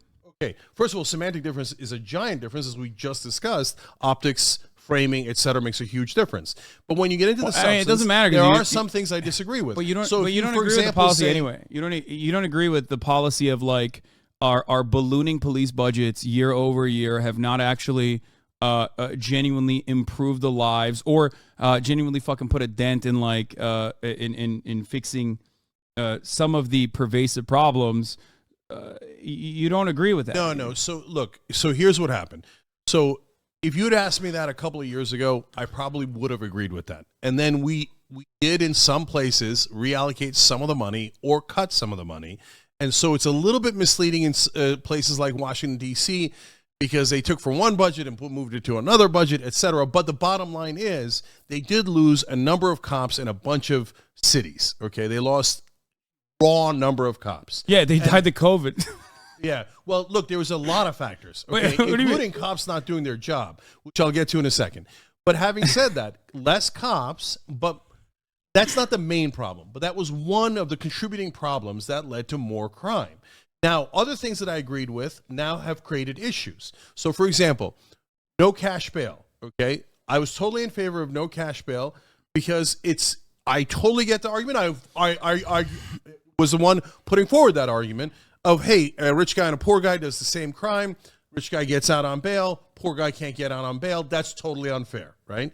But what wound up happening is recidivism is a massive part of crime. And so when we did no cash bail, yes, there are a number of guys who are down on their luck, high, whatever. There's a fat number of factors. And when we did no cash bail for them, they just went out and did more crime. And it became a real significant problem. And so when I look at it, a certain point, I got to cut you off because you've made a couple points that I definitely disagree with. Right. So, let me just button it up this way. Okay. And there's other factors. But my point is, let's be open to how do we get to the right reform so we have justice and they don't beat up black guys for no reason. They don't beat up homeless people for no reason. They don't shoot people for no reason. But at the same time, have a reasonable policy where we protect the citizens. Okay, great. So I've said this before. I'm not an abolitionist in the sense that like I don't believe that there is no necessity for a group of people, whether it's democratically organized or not, that will maintain the presence of law and order, but also solve crimes. And do what police are theoretically supposed to do: protect and serve the community, protect and serve the people. In the United States of America, throughout the history of the United States of America, I do not believe that the police force or whatever it was originally in its original inceptions, whether in the North they were the guys who were supposed to protect commerce in shipyards or slave catchers in the South, have ever done that. They've always been protecting and serving the interests of capital. So that's definitely an issue that I have. Having said that, however, you brought up a couple different points that I disagree with in terms of defund the police and also about how less police have caused more crime, and crime has like exploded in cities and whatnot.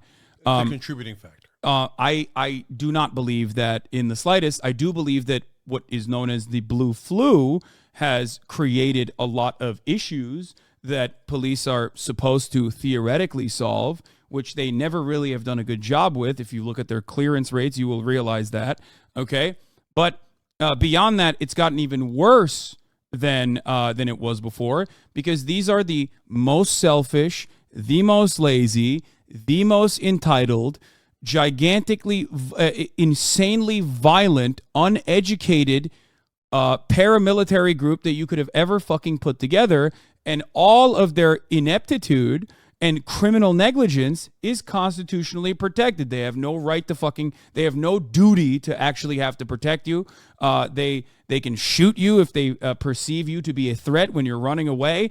All of these things have been protected by the Supreme Court. The real reason is because police are supposed to be a violent brigade that will defend and protect the interests of capital when push comes to shove. That is the reason why they are the way that they are. Okay? The idea that their funding is fine and that their numbers are diminishing, and that's what actually is like a real gigantic problem for crime, is, in my opinion, a historical and completely incorrect. They have gotten more money year over year, including in the defund the police years, where not a single fucking precinct, with I believe one exception, it might have been Minneapolis, if I'm not mistaken, okay? Not a single fucking precinct actually had diminished resources or diminished funds. As a matter of fact, they got more money, and they got the most amount of money in comparison to all of the other amenities that the local governments are supposed to offer. The Los Angeles Police Department gets costs taxpayers $8 million a day to operate. Okay, and what is that operation? Fucking not doing shit when a robbery is happening in front of them. Okay, now if you ask them, they'll say it's because you don't want me to be violent. You made me this way. You don't want me to stop the crime, so I'm not doing it. They're like petulant little fucking children, okay, who refuse to do the fucking job that they are supposed to do. They have the best fucking workplace protections. They basically live in like a social democracy. They're the only individuals in society that have like fat pension programs and permanent job security. And then on top of that, what is their job? Is to be able to fucking shoot people if they want to and get away with it. It's fucking insane. Okay? So it's nuts. The entire structure is fundamentally broken. Okay? And and that is by design. They are supposed to be that way. They are supposed to operate that way because when push comes to shove, when people are rioting in the streets or whatever, okay, when the inherent contradictions become ever present, and people start to react to that in either direction, okay, whether it's like reactionary activity, 3%ers and the like, or whether it's like people fucking throwing Molotov cocktails or whatever because they're losing their minds at the reality that they have no economic prospects, and it feels like their lives are getting progressively shittier. Okay, they will sit there and they will put their fucking police force in rich neighborhoods and protect those people and ensure that storefronts are not damaged. So there's actually a lot I agree with you on. The main difference is that I think all those factors contribute, whereas you think the biggest factor is the cops basically not doing their job / their job was always misdirected in the first place, right? So I don't disagree with you on that at all. I just think that that's a big part of the equation, but not the whole equation. So, and I'll give you a couple of examples from LA to give you a sense of what I think are the issues.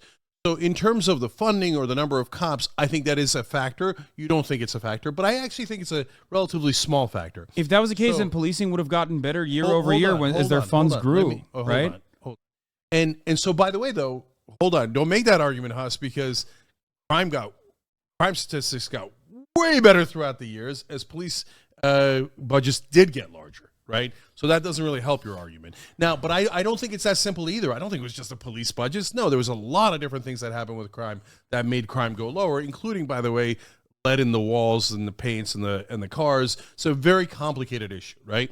Yeah, but I'm glad that you at least brought up the lead point, because crime has globally gone down. Yeah, in areas absolutely. where police budgets, Absolutely. in areas where police I know, budgets but it just have doesn't not help your gone cause. up as high as the United States of America. Yeah, I'm just pointing out that it doesn't help your cause to say that the budgets have gone up and crime has gone down. That did happen. I don't think that's a great correlation either. Don't get me wrong. Okay, now I think and I agree with you that the bigger problem, the cops not doing their job, is in a story that I'm going to tell you. But it's also because of some of the laws that we passed. And so now some very violent crimes are misdemeanors, and they should not be misdemeanors, because misdemeanors get pled down to nothing. Felonies get pled down to misdemeanors. Misdemeanors get pled down to nothing. Mm-hmm. Okay. So no one's talking about that. That is a giant part of the problem. What crimes are you talking Some about? sexual assaults are misdemeanors. Mm-hmm. Okay, that's insane. It's totally insane. So a guy in New York subway took a dump and smeared it on a woman's face, and that was a misdemeanor. How is that a misdemeanor? Are you insane? Okay. Okay. So, look, and maybe some mistakes were made there, and they should have made some of those things misdemeanors. And that's exactly my point. You don't have to throw the baby out with the bathwater, and you don't have to go to extremes and say we should only focus on one or the other, right? But now I'll give you an anecdote that is an example of the type of thing that happens. So I have a neighbor who's... by the way, we're not operating under the principle that, like, the New York Police Department, or the New York court structure, or New York in general, currently led by a cop mayor, is in any way, shape, or form like engaging in police abolition, right? Or defunding the police. No, but... Because it is more expensive to run the NYPD than like multiple countries' military. Yeah, I don't think the budget is the issue in New York.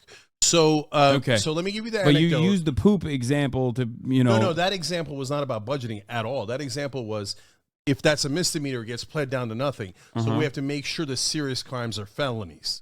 Okay. By the way, so you and I do agree on NYPD not being underfunded, but if you ask the NYPD, they are the most underfunded. Oh, of course, they're always going to say that. Okay. Look, are you kidding me? So they're lying. Okay. So here, I'm gonna get to that in a second. Of course, they're lying. Of course, they are. So it's not. What am I trust? Do I just trust cops? No way. So let me explain. So I have a neighbor. We wound up having some deranged person. Also, that guy was street. charged with felonies. Apparently, the poop man. Okay. So good. I'm happy that he was, but there's so the question in that situation though is like, but originally he was let go. Why? And so we have to so that's an example. There are many examples, but let's if you want to dive into that one and see what went wrong it's as to your why anecdote. he was let go. So that's great. Let's find out why he was let go, because he definitely should not have been let go. Okay, so you brought up an anecdote. So that was about cash bail. So he got out because there's no cash bail, right? Okay, got it. So cash bail was important to talk about as well, which is really, really, really important, especially with the conditions in Rikers as the way that they are. One reason I'll get why. To that. Hold on, can I just tell the story because it informs but the rest of the conversation? I didn't think that I had to fact check you on something, but of course we're gonna have to cut through for a second. You know what I mean? Okay, so why was he let go? Was it cash bail or a felony misdemeanor issue? Because it was definitely one of them. I don't know why he was let go. Okay, you're the that one guy who brought was it let up. go I did not 11 know. times. If I misremembered and it was 12 or 9, okay, corrected. No big deal. I'm happy to have whatever it was corrected. But there's a million examples of just like that. The reason why cash bail and all of these kinds of, I guess, supposedly progressive implementations are happening is not because people have George Soros-backed district attorneys that want to undermine the American criminal justice system. It is out of necessity because of how draconian the American criminal justice system is, that we simply do not have enough space in our carceral state that currently houses, chains 25% of the entire population's incarcerated population, despite America being only 4% of the world's entire population. We have an overpopulation and overcrowding problem in our prison system, and that problem didn't happen overnight. It did not materialize out of nowhere. It happened with centuries of having the most draconian outlook on crime and punishment and refusing to analyze the structural issues that cause crime, the poverty cycle, the cycle of poverty and violence. That is why we are now at a situation where our prison population, our prisons are filled to the fucking brim, and the alternative is what? Like building more prisons, I guess, instead of trying to push for a different way of trying to solve the underlying reasons as to why crime and mental disorder manifests in the public. That is my argument. Yeah. No. So listen, if you say we imprison way too many people, I 100% agree. So now, but then you've got to break it down. So why did we imprison too many people, 80s, 90s, 2000s, etc.? Because we had insane drug laws, that marijuana possession was a very serious crime, right? And we filled the jails with people There's one other over reason. marijuana. There's one other reason. What's that? There's a material reason for it. Slavery. Yeah, I got you. So, and we build private prisons. The private prisons fund the politicians. All that is Private true. prisons are a minor, even though they are like objectively one of the most cruel and inhumane things that you could do. That like Europeans look to and go, "What the fuck? You guys have that? Like you guys capitalize and profit off of the existence of fucking prisons? Like that's nuts." That's a small part of the puzzle, small part of the conversation. So the state prison structure also relies on slavery as a form of punishment. And but Haas, okay, I first of all, I think that the prisons were far too many, and we were imprisoning too many people, and mainly on drug charges. And yes, there are nefarious other reasons that you point out. I point out private prisons. You point out slavery. And yes, slavery is real. They make them work for $1 or less per day, which is ridiculous. I know and fight against all of that. Cenk said, "Get your money up, not your funny up." You say, "Get your money up to the fucking to the prison system." You know, pay these motherfuckers more. So okay, but look, but at the end of the day, what is it that we're putting people in prison for? If you say just generically, okay, let's have less people in prison, that doesn't make any sense. Should we let out murderers, rapists? Of course not, right? Mm-hmm. So the question is, what should people go to prison for? So we all agree they should not go to prison for marijuana possession. That's insane, right? But we all agree that they should go to prison for murder and rape and the horrible crimes. So now we might disagree around the edges, but those are important edges, right? And so now when say the prisons are awful, I totally agree. I don't know why we allow for the prisons to be disgusting, right?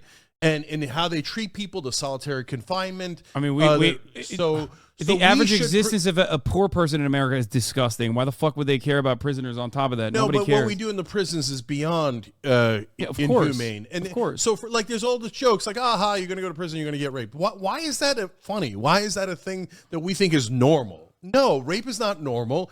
People going to prison and getting raped is not normal. That's insane, right? So do we need massive reform of the prisons? Yes. Do we actually need to spend more money to make those prisons bearable? And I don't mean just give it to the guards. I don't mean just give it to the warden.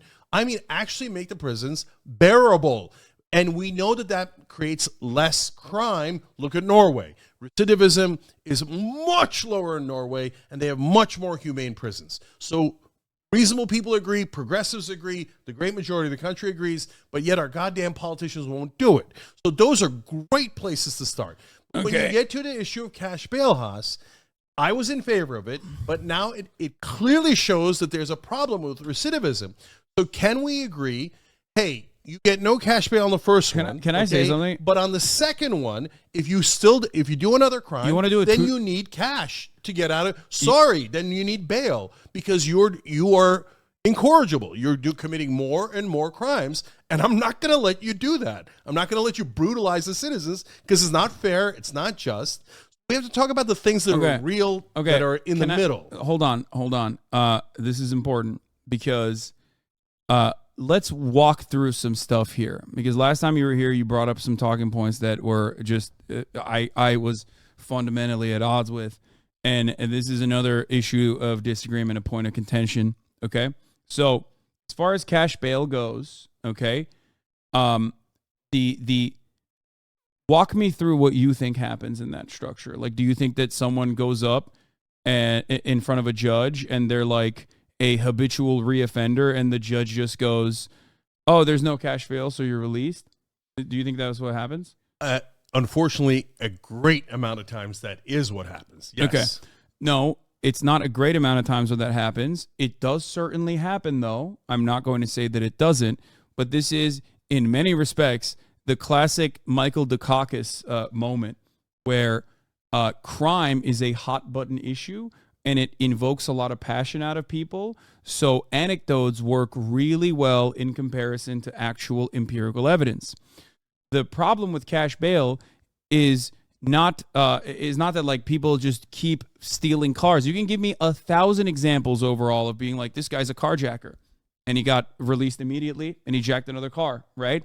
Ultimately, the data does not show that these people are becoming repeat offenders, and what you are describing is an issue within the criminal justice system with a singular judge, or maybe some judges that fuck up every now and then. Because ultimately, if someone is a habitual reoffender, the job of the judge that you are bringing up is to say, "No, dog, you're a poop guy. You're the guy. I'm sorry. You've smeared too much poop. Like, this is your second time doing this. I'm not offering you bail." Because cash bail does not mean that judges have no power to offer. Judges have no power to stop you from, entering a carceral facility at any given moment. If you committed a murder, you're not going to get bail anyway. Exactly. Okay. So that is. But Haas, then do you agree with me that if you do it a second time, that you need to pay bail? I don't think that legislating that is the smart decision, because. Yes. Well, if you okay, agree, go ahead. Well, then why don't you think it's then smart? The 3 strikes law would be a smart idea. Okay, no, 3 strikes is you lose your entire life. Yeah, you lose. Yeah, etc. And so, no, there's a difference. Like, there was a guy in Louisiana that was serving a life sentence for stealing a pair of hedge clippers, right? Okay. But that's a different issue. The principle than, behind hey, I'm letting you out to do another crime and another crime and another crime. The principle, I'm asking you, like, so would you, if it's not 2, is it 3, is it 4? What you're describing is literally, codifying that in that way is quite literally running into the same exact problem that feeds into the carceral state. Whereas, no, the problem there is judges should have discretion, okay? And they should apply that discretion appropriately, rather than saying they are no longer able to apply discretion whatsoever because the law does not permit you. Because I'm perfectly comfortable saying if someone does, especially if you go to 3 crimes, they got let out with no bail. No, sorry, brother. That's quite literally the principle. The law, you're describing the principle behind the 3 strikes law. Except for the fact that one is about bail, and you're going to get an actual court date where you will receive justice and you will receive a trial, which of course, etc. The other one is we take your liberty away for the rest of your life. Which of course brings us back. Difference. Which of course brings us back to the major reason as to why people are just kind of letting people go, and that is that Rikers is an insane place to even fucking exist. And no, a lot of those people are not getting their fucking day in court immediately because the courts are fucking backed up, because we have an incredibly draconian criminal justice system. That's why you shouldn't commit 3 crimes in a row, because you don't want to go to Rikers. Okay, that's awesome that you said that, because you think that higher sentences or more aggressive ways of punishing crime is an adequate deterrent strategy, when there is not a single piece of paper that you can point to throughout. You just gave that as a reason for deterrence. No, it doesn't work. No, brother, it doesn't work. It has never worked. No, hold on. So when a guy commits 3 crimes in a row, I'm not worried about deterrence. I'm worried about getting him the fuck off the street so he stops punching defenseless women in the face while they're trying to get to work. Okay, so I'm going to take his ass off the street. You've committed enough goddamn crimes when we're going to put you away. And if you want to cry about it, well, sad day for you. I'm shocked. You shouldn't have punched a poor lady in the subway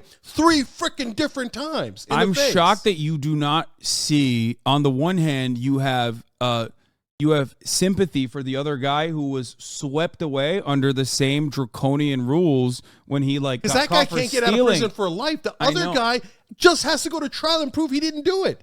Okay. So the guy that was suspected, because you don't have to actually do a crime to like get thrown in Rikers, right?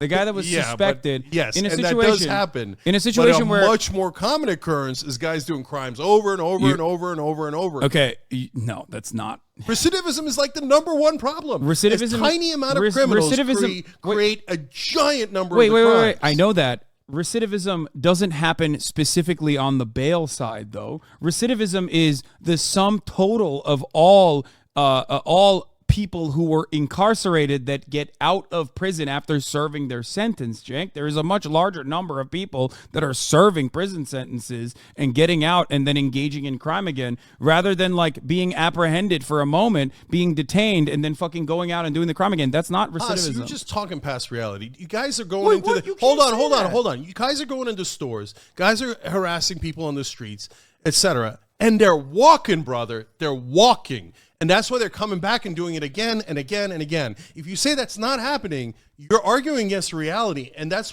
exactly what I'm saying here. You're losing people. You're losing people who are on your side because they go, Haas, that's not reality. That's not the reality that I live in. They're locking up all the stuff in the CVS because guys keep coming in and taking it. That's another really good. See, again, all matter of. You think that it just all matter? Everybody's making it up. CVS is making it up. Well, they're not. As a matter of fact, if you look at the actual data coming from the National Retailers Association, they literally talk about shrink, which is not necessarily simply people stealing. 36% of that, the $112 billion number that they point to in terms of total shrink, actually is external theft in the form of organized retail theft, which, by the way, isn't the overwhelming majority of external theft that's happening. It's just a fucking media fantasy. Okay, 26. No, it's not. We see with our own eyes, Haas. Dude, do you want me to describe to you what the reality is by giving you empirical evidence, or are we going to talk like you're a reactionary conservative by just talking about your fifis? Like, this is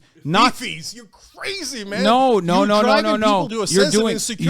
literally. Oh my God, you're doing Ben Shapiro. No, brother, come on. You're telling me that Philadelphia didn't happen? Are you telling me they didn't go into that goddamn store? No, of course it happened. Do you think that $112 billion of shrink is happening?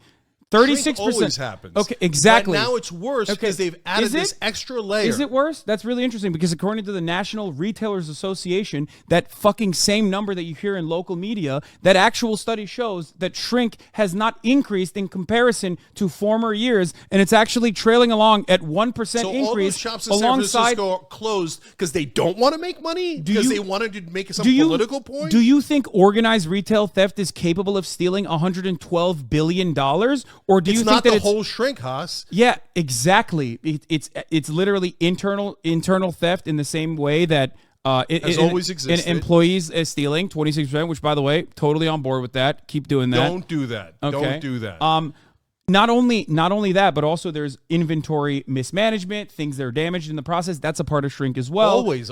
Shrink across the board has not increased in a dramatic way, according to the national. Why are they closing down the stores? Because real estate. Because you can't make money. That's insane. They can't make money because of real estate, Cenk. They can't make money because brick and mortar has no basis anymore. There's no way to make money with a fucking Walgreens. No, that's a much larger factor. It's insane to say that like 3 fucking teenagers or 100 teenagers even are a gang of roving teenagers are able to literally take down the entire retailers in neighborhoods. That's crazy. You know why shrink is actually increased? Self-checkout. That's why shrink is actually increased, because you know what contributes to shrink? That $112 billion number. You know what actually increases that?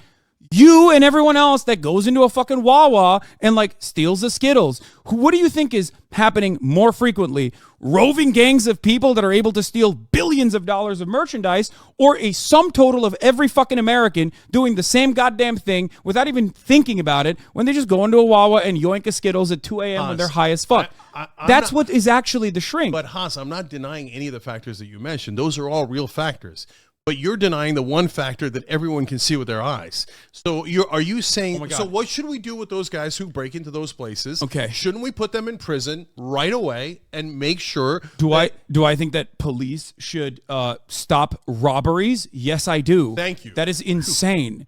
No, that's not a few moment, because the reality that you are dealing with is not like what is actually happening, and it saddens me to see you go along with mainstream media narratives that are inherently reactionary. It's not, Haas, you're not living in reality. Brother, how am I not living? I just gave you empirical evidence. You gave me look around. That is the reality. How is that not any different than what Ben Shapiro does? First of all, we all see that they walk into the stores, they take the stuff. We all see that the stuff gets locked up. We all see the stores closing down. Not only that, we all experience it. So finally, can I just get to the anecdote that I was talking about? Because it's instructive, not because it improves definitively anything, but it's instructive for the point I'm trying to make, okay? Which is partly agrees with some of the things that you have said, okay? So we got a guy in the neighborhood. He's carrying around this metal pipe, and he's sharpened the edge, and it looks like a frickin' spear. There, by the way, there was another lady with a machete, and these are real stories. You can catch feelings over, but they're absolutely real.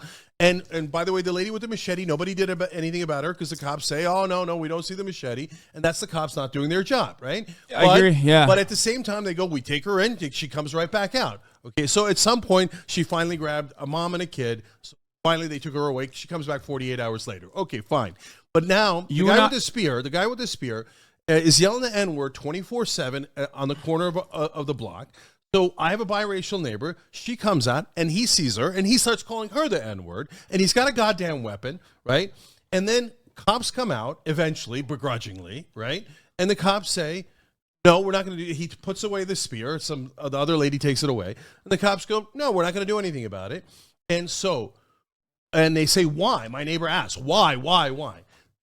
Two reasons. One, we bring them in and they get released. You want me to bring them in? He's going to be back out here in a couple of hours. Okay? Earlier you said you don't believe cops, and now you're saying you believe cops. Let me finish the story. And then as they're leaving, they then say, if you care about this, you should care about how you vote. So that's the cops saying, I'm not going to do my goddamn job unless you vote Republican, unless you can let me kick people's ass for a living. I don't like solving crime. I like kicking ass and when I have an overwhelming advantage, right? So is that real? Yes, it's real. But it is also real, Haas, that when they bring them in, they let them out. And so what happened with the lady with the machete? She's back out in 48 hours. Thank you for bringing this up because it made me more angry at the cops. That's my point. Both things are true, Haas. Okay, cops aren't doing their jobs. And if I was in New York City police, if I was Bill de Blasio back in the day, I don't know if you remember, the cops turned their backs on him in some press conference when he was doing like a mild critique of cops or something. Yeah, I remember. They run the show over there, the Sergeant Benevolent Association. Yeah, they dox his child. Yeah, you know what I would have done? I would have been like, you're fired and you're fired. Go ahead and sue me, okay? And police chief, you're fucking fired. And if you don't do your goddamn job, you're all going to get fired. Okay. Go ahead and sue me. Okay? Can we before both are factors. Okay, can we get back to the major difference of agreement that we had, because like you were doing the anecdote thing while I was trying to show you something that is objectively true. Walgreens, when they closed down their shops in certain areas, they said it was crime. Crime was the reason, right? I, at the time, said that's fucking bullshit. And it didn't matter because everyone was doing the same thing that you're doing. Look around. Crime is happening everywhere, right? Except Walgreens now openly states, a year after the fact, oh, yeah, I guess the CFO came out and said, the chief financial officer said, that maybe we cried too much last year over theft. So the question at this point is, why did they do that? I know why they did that. Do you have an idea why they said crime was the reason why they were closing their shops? So, look, you're taking Walgreens as one example, and there's a lot of different companies that react in different ways, and there are a number of factors. So if Walgreens admits that they overstated the crime, there was a real reason why they closed their shops. I agree. So in that case, one of the other factors is probably larger, right? Yeah. So what is the reason? The point you make about so what do you think it was? The point you make about real estate is actually a perfectly good point. So you think it was Amazon? Also one of the factors. Okay. So you think it was like same day delivery, Amazon, e-commerce dominating? That's complicated too, because that's a contributing factor. But COVID made a giant difference because people were not actually physically going into the stores. True. So that's good. So you recognize all of that. Okay. So if even one of these executives that was leading the fucking charge openly admits that they were lying a year prior, and the National Retailers Association that puts out those numbers on shrink is openly admitting that the increase in shrink is like actually perfectly in line with the increase in retail shopping and it's totally normal, then you as a smart person values empirical evidence over personal anecdotes should, in that situation, do what? So, Haas, look, if you want, next time I'll come with a book of statistics for you. But are you saying that in Portland, that the good progressives in Portland were full of shit and they panicked and they got rid of their progressive legislators and got tougher on crime because it was just all a mirage and they bought into the mirage? No, Haas.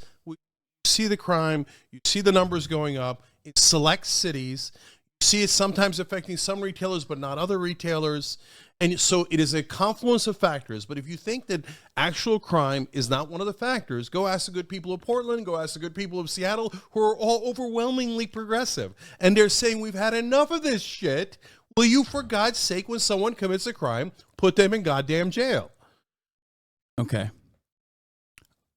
I don't know what to tell you because, like, I'm. You can come back with more statistics, which I think if you are a media person with a profound amount of influence, 5 billion views a month, like you said, no, a year, or 5 billion views a year, okay, you should probably have those statistics because those statistics should have been guiding your. So you think the people in Portland and Seattle just totally got played? There was no crime. The I'm not saying situation wasn't out of control. I'm not saying that there is no crime. I've never said that there is no crime. Okay, but that it was overhyped. Crime they threw out their progressive legislators. Crime is because they were wrong. That's really interesting that you mentioned that because in San Francisco, Chesa Boudin was recalled, right? Right. Because he's like woke George Soros backed DA, and yet it's not like they got a handle on crime after that. Because it's about the laws. It's not about one individual.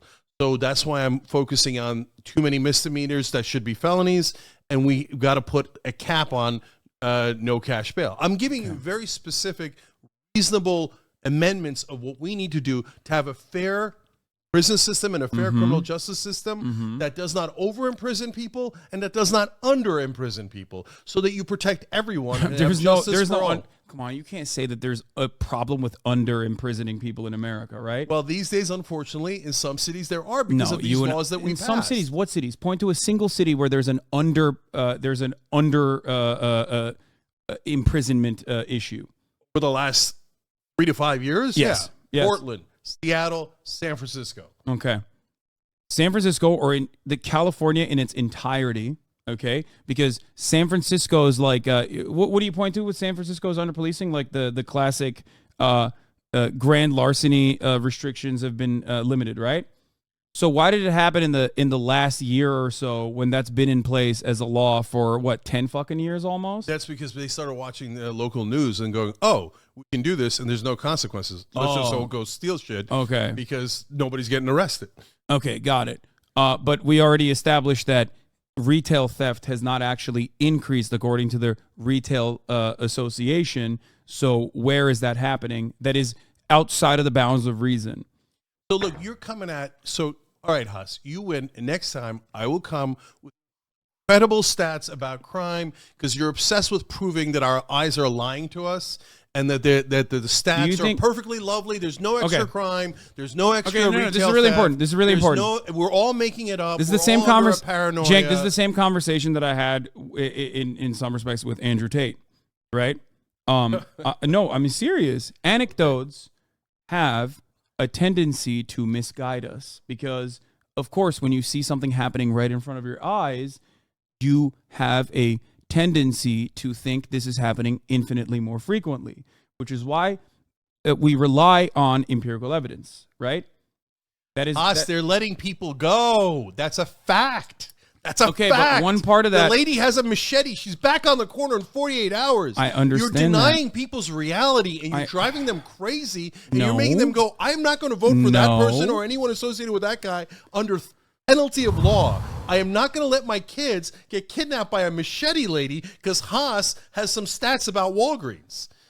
No, you're mixing and matching two different things when we're talking about it. You're saying crime across the board, specifically in retail stores, is happening, and it's happening at levels that previously were unheard of or unseen. You're obsessed I'm with showing the retail you stores. I'm telling you that's one aspect of it. As far as the criminal mishandling of the personal situation that you're talking about, I'm right there with you. It is unimaginably cruel that police have this fucking stranglehold on the neck of Americans where they just go, sorry, I'm not going to do my fucking job. That requires swift justice in the sense that these cops that misbehave in this way, that get paid $300,000 a year with overtime pay that they fucking did, all to just sit around in a fucking parking lot and jerk off all day and look at their fucking laptops and drive around and drive over fucking red lights with their lights off every goddamn day for no fucking particular reason.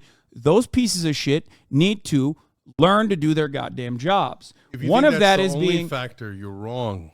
How is that not the most significant are they letting factor? them go, or are they not letting them go? They're letting them go and then telling you they're letting them go because, sorry, there's nothing we can do because these woke DAs are going letting them go, Haas. The prosecutors are letting them go, and then the cops are not doing their job. It's a double whammy, okay? So are you saying the prosecutors haven't changed anything about cash bail? Do you think haven't changed anything about misdemeanors versus felonies? Do you think, and that it's just magically Do happening? you think prosecutors are just like, we love that fucking... Do you think that in the United States of America, under this criminal justice system, okay, do you think that prosecutors are going, we love crime, let's fucking let these people go? So what is it about then? So when a law changes and a prosecutor says, hey, brother, this used to be a felony, but now it's a misdemeanor, now I got nowhere to plead, so I plead him out to nothing. And he's walking because I can't try all these cases. I can only try about 2% of these cases. Okay. So I have to do pleas. So when you call something a misdemeanor, I'm going to let that dude walk 9 out of 10 times, okay? So all I'm saying, Haas, is a slight change where we go, those crimes should not be misdemeanors. They should be felonies. And we go one by one, and I bet you we get overwhelming agreement, right? And the other slight changes, hey, somebody commits a crime once, don't make them do a cash bail. That's not fair to poor people, middle class people, etc. But somebody does, in my opinion, 2, you can say 8, whatever the number is, and we could argue over the number. But if they do 2 crimes back to back, no, then you've got to stay in jail, and you've got to pay bail. That's it. Okay. I don't agree with your solutions because the issue, the problem here is that, and the reason why I went back to retail theft is because it's the one that like everyone fucking constantly talks about, is that when you're talking about like violently threatening someone with a fucking weapon, okay, that's not a misdemeanor. Like in a lot of places it is. No, it's not. All right. Okay, in Los Angeles, is it a okay? Threatening assault with a deadly weapon is a misdemeanor in Los Angeles? No. First of all, let's look it up. It's a felony. It's a felony. No, dude, you just took the most extreme example. What do you mean? You're like attempted murder. Is that a misdemeanor? Wait, no, I did not use attempted murder. I used the anecdote that you brought up. You said making criminal threats or a threatening to assault someone with a deadly weapon is lowered to a misdemeanor. It's your example. I didn't bring that up. You brought it up, and I'm fact-checking it. I don't know why that machete lady was let out. Okay, so I wasn't there in her court trial. But in terms of tons of sexual assault here, petty, I just looked up like common misdemeanors, right? And this doesn't we can get it, like we should do a real analysis of it, but some forms of assault and DUIs, on and on and on. No, I love that. We will get into that in a second. This is very important, and it deserves self-examination. This is an issue that happened in the real world in your life. This is something that you have used in your commentary. Should you, in your opinion, at least do the due diligence and have checked to see if it was a misdemeanor or a felony when it's an example that you've used before last time you were here? Since between last time you were here and now, do you think that you should have 2 weeks ago? Oh, okay. You were then you were talking about a separate issue. Okay, I'm going to read you misdemeanors in California: assault, battery, indecent exposure, shoplifting, domestic battery, trespassing, receiving stolen property. Trespassing. Okay. You laugh at trespassing. Here's another anecdote. I know you don't like anecdotes, but this is real people's lives. My neighbor comes over, talks to me, says, I got a deranged person in my front yard, and I'm going to call the cops, and he starts to sexually pleasure himself in front of her window. And he says, go ahead, call the cops. They won't show up, which is partly your point, Haas. But when they do show up, they go, what do you want me to do? I can't, they're going to let him go.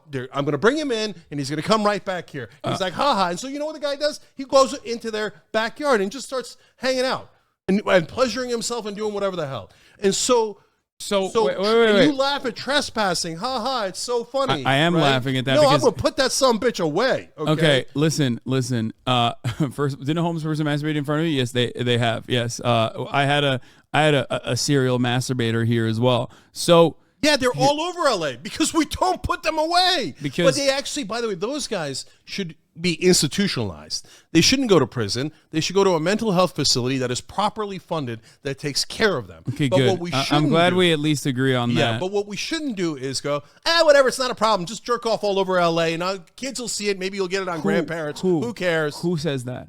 You kind of do, Haas. That's the most. What do you want to do with them? Go ahead. What do you want to do with them? You already said what I want to do with them. I agree that. Okay, so now we don't have that current system in place. You and I agree on what the ideal is. Okay, wait. What do you think we should do today? Why do you think that I think that you should be able to masturbate in public? Because, Haas, you're constantly saying these are imaginary issues. It's I never said a big deal. So, so what do you think we should do with that guy? I don't want to put words in your mouth. I don't think that these are imaginary issues. I've never said that these are imaginary issues. I'm simply stating that some of these issues are demonstrably and nefariously weaponized and propagandized by mainstream media, specifically local news outlets, when the reality is very different and empirical evidence shows that the reality is very different. As a matter of fact, in many instances, the very same authorities that we're getting these numbers from openly admit that these are not as severe as the media presents. By the way, the crime problem is way worse because the cops aren't even bringing them in. So there's all this crime that's not even being reported. Okay, please, hold on.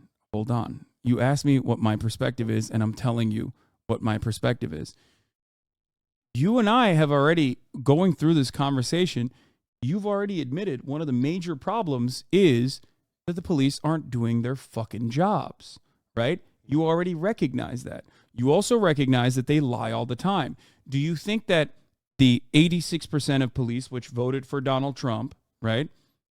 Do you think that those guys have a genuine reason in pushing more reactionary politicians into office, specifically because they agree with them? And one aspect of that is to simply refuse to do your job beyond what blue flu is supposed to be, in an effort to get people to feel exactly in the same way that you do, because it's so easy to get people very upset in this circumstance when the media is also aligning with their interests as well and constantly pumping people full of misinformation, as I've shown you, that all ends up moving Americans, which already have a reactionary slant to begin with when it comes to crime and punishment, in that direction that we need more enforcement and not any of the solutions that will solve some of the underlying problems in which crime manifests. So, Haas, I didn't admit that. I came in saying that. I've always said that cops are a huge part of the problem. I've said that super clearly 800 times. So what I'm saying is that is a giant factor. And another significant factor is the issues of the laws that I have talked about. So now I'm asking you in return, what would you do?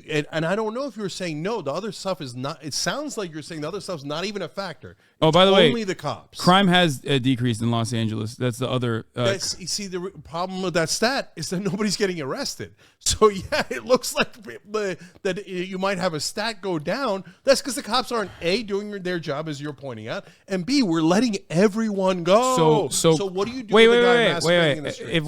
If we're letting everyone go, that's not crime decreasing, because that's still if someone is being detained and arrested, even if they let them go, that's still factoring into crime increasing. No, tons of times, like the spear guy, they go, no, the machete lady, until she actually took a person, they just kept saying, no, I'm not going to arrest her. I'm not going to arrest him. I'm not going to arrest her. Crime is not calculated on clearance rates. Crime is calculated on arrest numbers. That's what I'm saying. They're not even arresting them. Okay. Then the problem isn't the woke pervert DAs that are backed by George Soros. The problem is, and I think you and I agree on this, the police not doing their jobs. No, but Haas, first of all, I never said woke pervert Soros. That's a Republican talking. I know. Well, well, you do align a lot with Republicans. No, that's a ridiculous. Look, I just explained it. I don't know how I could be any clearer. If you think it's a Republican to say, hey, maybe we shouldn't let guys commit 2,000 crimes in a row, well, then you're ceding ground of sanity to Republicans. I don't think a single person says that. Does anyone? So Haas, I've never met a person that says that. What do you want to do with the guy masturbating in the street right now? We haven't built the great facilities that you and I want to build. I already told you. What do you do with him? The guy masturbating on the streets needs to have both social workers and police officers, which currently exist, come to the scene, okay, and then take the necessary steps. Take the necessary steps to bring them immediate mental health treatment and some form of apprehension in that moment. I agree. That is not something that I disagree with you on at all. I am not if crime is happening, we shouldn't stop it from happening. That is the entire point of why there is a fucking police force. No one says that shouldn't happen. There is not a single, I've never met, I know abolitionists, okay? I love them. Some of them I disagree with. I think that we are ultimately unified in the short term on similar goals overall. Okay, they're leading the charge on criminal justice reform. Overall, I've never met someone who goes, if someone is jerking off in your vicinity, you have to let them go. I've never met. Maybe they exist. Good. So maybe they exist, but they are far from politically important. Then let's make it broader. Okay, cash bail. You say infinite no cash bail, or is there a moment where you would say they've committed too many crimes, they're going to have to get bail? No, I think that this literally has to be a discretion issue within the courts. That if someone is a routine offender, then of course judges are going to put them in a facility. Like they haven't yet, but okay. No, that's not true. They are actually doing that. It depends on the jurisdiction. They are actually doing that, but the problem is the media makes it seem like they're not doing that. If they weren't doing that, then our prisons would not be fucking overflowing in Los Angeles. In specifically in California. California is an incredible carceral state. We have a massive problem with prisoner population. We're letting people out of prison left and right. You and I have this serious convicts bro, out of prison because Gavin Newsom wants to move the budget around and save money. Love what you just said there. No, we aren't. The 75,000 prisoners are being released is a abject lie. These are not people who are violent criminal offenders. You are wrong on that. They are going through the same exact process. They're not being released, Cenk. They're not being released tomorrow after doing a pedophilia fuck crime, okay? These are people who are not violent criminals. These are people who have already served more than half of their sentences. None of them are violent criminals. That are still... There's no way that's true and you know it. Oh my God. I'm going to lose None of them are violent criminals. There's no... Haas, they're all just angels that just walk into a prison. That's not... Wait, okay? What are we talking about? You know, we just released 75,000 of them. No, we haven't. We haven't yet. We have not that's yet. The plan. No, the plan is not to immediately release 75,000 prisoners like fucking Don't Russia put in the word immediate. It is to release 75,000 prisoners. Dude, it's not tomorrow. dude. That's like, see, this is why people think, hey, get out of there. Hey, Kaya, get out of there. What are you doing? What are you doing? Come here. Yeah, they're releasing it so they could fucking join Wagner. You know what I mean? That's not what's going on. Here's what actually happening. Do you want to know what is actually happening, or do you want to keep? Okay, keep going. Okay, keep going. okay. What's going on in the state of California with the 75,000 prisoner release situation is that they are still, of course, going through the exact same processes where they go and sit in front of a panel of people that analyze whether or not they have actually reformed. Okay, so that same panel, which I don't think you think that panel is like actually, pussies or woke DAs, right? Like those are the same exact people that stop most people from leaving prison. Change something. If it was the same exact procedure, it would be the same exact procedure. Okay. Yes, the procedure is accelerating the process that most people go through, right? Normally, you commit a crime and you're in prison, let's say, for 15 years. Now, with this new structure, 76,000 inmates that are allowed to leave prison, some of which does include violent felonies as well, as long as they have served out half of their sentence or more than half of their sentence, and they have demonstrated good behavior throughout the entire process. This is not. Do you so feel? What changed? Do you feel like what changed? What do you mean what changed? So what is the thing where we're going to let 76,000 people? I just explained it to you. No, but you're saying it's the same exact process. Well, that can't be true. No. They passed the law that's going to make it different. Yes. What changed? Yes, the process is accelerating people who have already done half of their prison sentence. Right. And I would say to you that they should be in prison for double the time? No, I would say to you that I use judgment. I don't just go, let them out or keep them all in. Wait. Right? I go, what's the crime? What's the crime? It's a minor crime. You did it 20 years ago. You served a long sentence. You're free to go. It's a major crime. No, I don't agree. No way. Okay, go back into prison. At no point did I say that any part of the panel of judges that allow you to cut your sentence in half as long as you've demonstrated good behavior has changed something fundamentally that allows them to turn the other cheek on violent criminals. They don't want to spend the money. Why do you think there's a new situation? They're not saying, oh, you know what? Let's just do everything the same, except for this giant law that we passed where the governor is telling you, let 76,000 people out. The reason why they are able to do such a thing is because California has a horrific carceral state that is over-policed and over-criminalized for far too long. That's why our prison population is overflowing. There are plenty of people that you and I both agree are in prison that don't need to be in prison any longer. Do we agree with that? Yeah, of course. Okay, perfect. That's great. This program is supposed to find those people and allow them to be released early. That's it. It's not fucking, oh, you did a rape and then now tomorrow you can get you can be free. That's not how that works. Anything like that. I'm not a Republican. I don't make extreme claims like that. I'm trying to find a reasonable place where we have balance and justice for both people who are wrongly in prison and general society. And Haas started this conversation with there are two potential icebergs for progressives in not winning elections. And one of them, I said, was progressives going too extreme. And I think that you've accidentally proven my point. Because if a normal California voter watched this debate, there's no way in the world they're going to vote for you. And that's really when in reality, 90%... That's interesting because... Hold on. When in reality, 90% of your positions that are progressive are incredibly popular, right? But the minute you say to them, oh, no, you're all imagining it, there's no extra crime, it's all the shop's fault, and it's all the cops' fault... And there's no crime, and we shouldn't fix anything. There's no problem. I never said that. That's what they're hearing, Haas, and they will never vote for you if you say that. Okay. You think that if they watch this debate, now I don't know your audience, and maybe your audience thinks, oh, Haas is 1,000,000% right. Oh my God, he had that stat about Walgreens. Yeah, he's got him.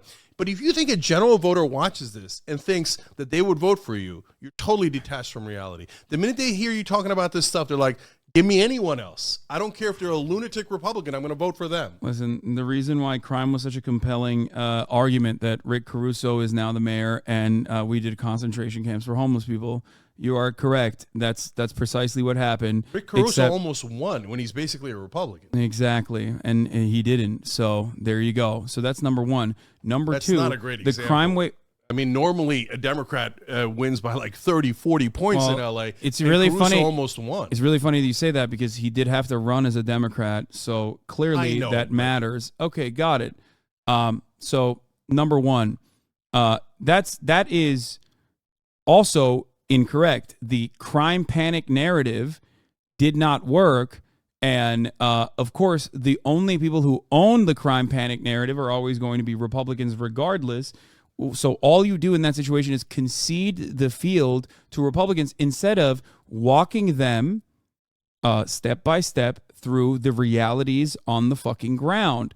I know that it is difficult to fight anecdotes with empirical evidence, but this is not something I'm going to do specifically because I think I can win more people over to my side, especially when the crime panic narrative has not been successful. It has not. You didn't see the progressive legislators get their ass thrown out in Portland and Seattle? You didn't see Chesa Boudin get his ass thrown out of office? So you don't see any of this. No, I do. You don't see that. I do see that. You didn't see Ilhan Omar almost lose a primary in like the bluest district in the country? It's almost like moneyed interests are always, just like you say all the time, going to have a specific narrative that they latch onto, that they hammer over and over again, and then actually implement recall. I talk about the money narrative all the time, and the money issue and the media issue. So those are things that are true. But if you ignore every problem and go, no, it's imaginary, it's the money, it's the media, well, you're going to lose people, and we're losing people. We're losing people because you're pretending crime doesn't exist when it absolutely exists. I never said crime. People are I saying never said 2,000 times over, there's crime, and they get right back out on the street. I never said crime doesn't exist, Cenk. No, I hear you. That's I don't know why. I'm but trying you're to be. saying that I'm crime trying to be. Didn't go up. I'm Crime's trying to not be a bigger problem than it was before. You are saying that because crime hasn't gone up. They're not arresting them, Haas. They're not arresting them. So there's a rampant crime, and they won't arrest them, which is partly because the cops won't do their job, and partly because when they arrest them, they bring them the right the fuck out. It's entire. If they were arresting them and then they were getting the fuck out immediately, then crime would literally be higher overall in unimaginable. Not arresting them. Okay, then fucking deal with the police. Then it's not the woke DAs. No, because in the beginning when they did arrest them, they did get okay. Look, guy, you know what, Haas? What you're this has swallowed up the entire conversation. But next time, I will come with book and verse with like incredibly specific stats and non-stats. That'd be great. And everything else in the world. It would have been to show you goddamn reality that everyone else on earth sees. No. That no one agrees with you in the polling. That would be. No one agrees with you. It doesn't. No. You can't use polling. Oh, I can't. Or people. I want to win elections. You don't want to win elections? You want to go with the 2% instead of the 98%? If we're having a conversation, a back and forth about what is objectively the reality of what is happening, then you can't use anecdotes and then leap over to the other side and go, well, this doesn't poll well, as a matter of fact. So obviously we should secede on this narrative. There is no extra crime. You're saying I saw the stats on the appeal, and I love the appeal, but okay. Crime. And I saw like 2.5 articles about it, so I'm going to pretend that there's no extra crime. That's what do you mean 2.5? So First of all, to be fair to you, you're saying there is no extra crime. I'm saying that crime increases and decreases. And right now, we are still at a historic low in comparison to the 1970s, Haas. No, not Don't go back to the 1970s. Crime was higher in 2020, higher in 21, higher now. So yeah, I've got stats, but I didn't know we were going to get into a giant crime debate. I would have brought my goddamn stats. I'm not saying in comparison to the Young Turks. I'm not simply saying definitely gone up. I'm not saying specifically in comparison to the 1970s. Okay. You agree that However, crime has gone up since 2020. since COVID, yes. Why has crime gone up since COVID? Not only economic turmoil, but also because no one was fucking outside during COVID. So, of course, if you compare it to COVID versus post-COVID, it's going to go up. Pre-COVID to post-COVID, crime has gone up. Crime in certain areas, certain kinds of crime, like specifically murder, for example, in Los Angeles has gone up. Every other type of crime has either remained stable or lowered. No. What do you mean no? So the crime has gone up generally, and specific kinds of crime have gone up. The only kind of crime that has gone up in Los Angeles, California is murder. That's it. So you're cherry picking one city and one crime. Overall crime stats It's the have city gone that up since 2020. You acknowledge that. Have overall crime stats gone You want me up to or down expand? since You want me to 2020? expand on the data? I'm giving you the expansion of the data, and then you say, "Well, that data doesn't favor my position, so I don't believe in it." You're just fucking cherry picking one data point. No, every other type of crime has gone down in comparison to murder. In LA, you're saying? In Los Angeles, Only yes. in LA. Okay. Well, So that's now what we're talking. We live in we're LA. talking- Wait a minute.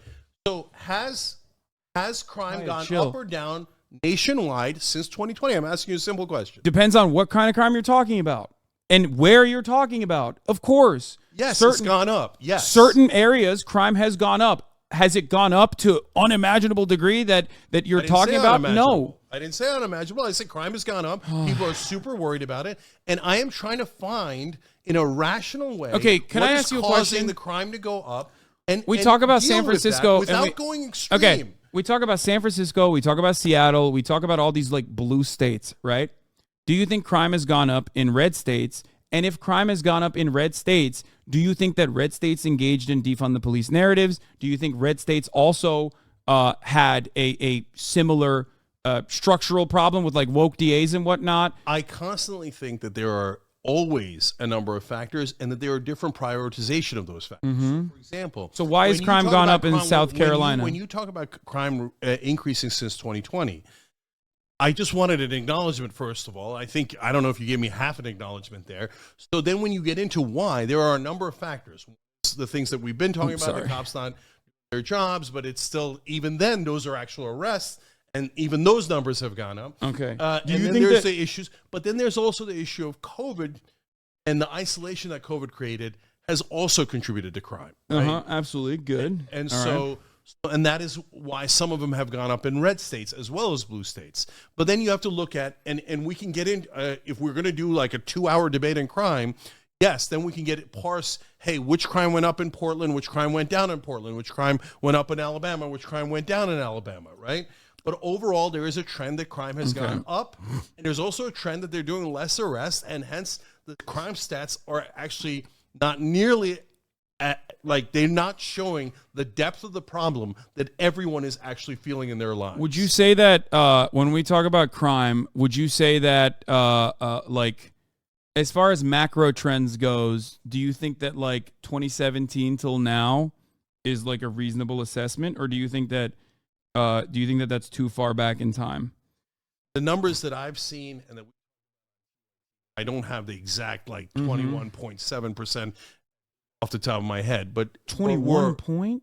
No. I just gave that as a random number. We're from 2020 on.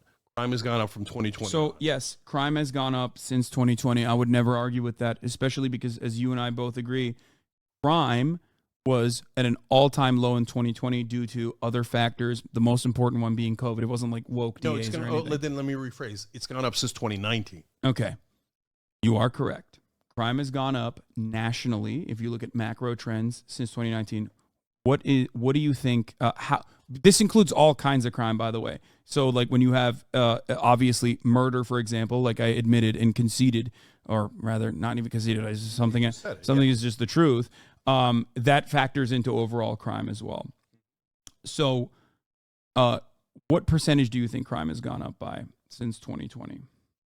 Brother, we did this story. Okay. Well, it's 3%. If I were to tell you that crime has gone down since 2017, what would you say to that? Would you say that? I wouldn't be overly surprised. Crime has gone way down over the years 1970s, 1990s. That's not what I'm talking about. Dips. That's not what I'm talking about. I'm Okay. talking 2017 is not the 70s. So I got you. If I were to tell you that crime has gone down since crime is still down since 2017, what would you say to that? So I wish I had a bigger reporting. What I want to do is I want to dive into. But why don't you answer my question? Hold on. I want to dive into what changed and when did it change. So were the laws changed in 2017? Were they changed in 2020? What laws were changed? How did that affect this? And Haas, maybe we'll look into it and you find out, no, not a lot of laws were changed. You know, it looked like there was a lot of felonies that were brought down to misdemeanors, but that's a little bit misleading, etc. So I'm with whatever reporting abilities we have, I will try to dive into it and get you specific answers. These are not black and white issues. There are contributing factors like COVID, like cops not doing their jobs, but yes, also changing some of the laws so that it got too permissive. Okay. So the reason, I think you and I both agree, the reason why I said 2017 is because crime has still down since 2017 by 4%. If you look at crime being up since 2019, it's 1%. Do you feel like that that corresponds to, one, the information that you brought up? Actually, wait, hold on. Here it is. It's a 1% increase from 2018 and a 28% increase from 2019, right? 28% increase is the number that you used. 2019, okay?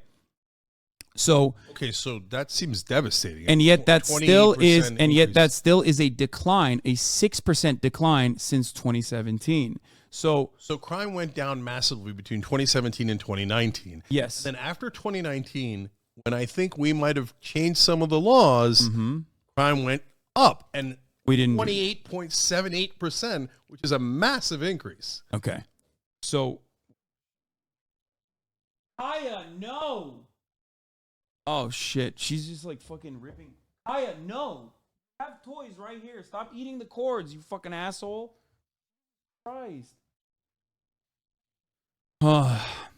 Since in that entire process. Oh, sorry. In this entire process, I said something wrong here. U.S. crime statistics for 2018 was a 6-point decline from 2017. It was dropping, and it has increased from 2021 to 2020. 2021, there was a 6-point increase from 2020. The 28% is an increase between 2019 to 2020. Yep. Okay? That sharp increase is due to COVID.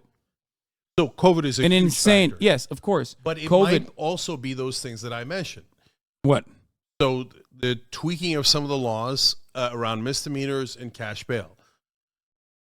So look, us, we go on forever about this. I think people are super clear about our positions, but we are not absolutely clear on exactly what caused crime to go up since 2019. And what I'm telling you is I will literally put someone on investigating it more so we can get even greater clarity on what laws were tweaked and what weren't and what worked and what didn't. And I hope that we come back to that discussion, that you keep an open mind about, hey, listen, we were trying to do the right thing, but maybe there was a misstep or two in there, and maybe we can tweak things so that people are protected, but at the same time, we have justice for people who are unjustly accused. We don't want over-imprisonment, etc. That we get to a reasonable middle ground where people go, oh my God, progressives are wonderful. They get to a reasonable middle ground, and they get to figuring out what the real problem is, and then they solve the problem. I need to clarify something here, though, once again, okay?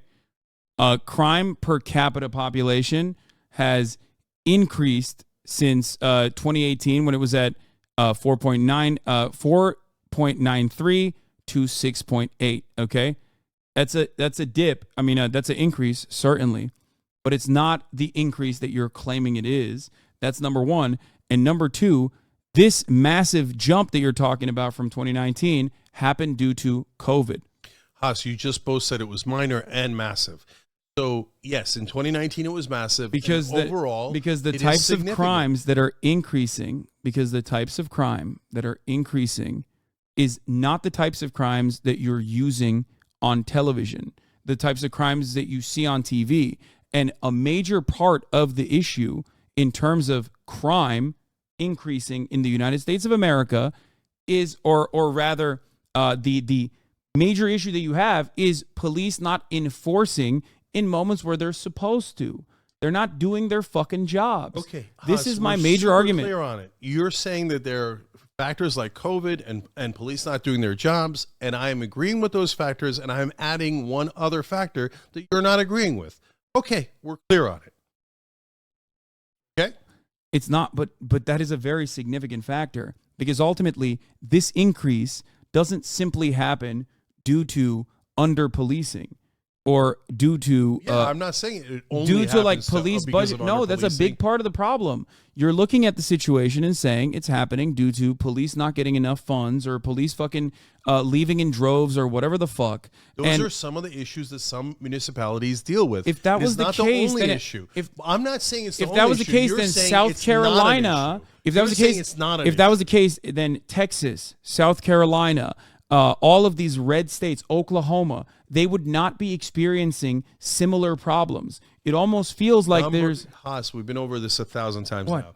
You're saying that there are a couple of factors, like two, basically, COVID and the cops not doing their jobs, and I'm saying there's three factors. That's I'm not saying that your factors aren't correct. I stipulated that right in the beginning because I don't stipulate it. I agree with you. I agree the cops need to do their jobs, and I agree that COVID drove up crime as well. But if we wanna win, we should figure out what is the reasonable answer. What's the issue to with what that? Should be What's the issue with that misdemeanors, message? What should be felonies? And to what degree should we do no cash bail? What is I can't be any more reasonable than that. Okay, here's the problem. You talk about certain crimes being flipped to misdemeanors, okay, and then being plea bargained away. This also would still absolutely correspond to arrest records in whatever specific crime you're talking about, okay? It should bear itself out in the data. The problem is that it doesn't, okay? Murders have increased, and yet murders in and of itself have not been flipped in any capacity. They're just still increasing. It's not, the deterrence has not changed, and yet murders have increased. So, Hans, for example, if that was murders, the case, then murders would be flipped to like misdemeanors murder has or some another shit. factor. So each of these is interesting and complicated on its own right. So I think murder is a good example of, no, it's not just a deterrence. It's not just some of the laws that we tweaked, but I never said it was. But murder has a second factor involved, which is guns.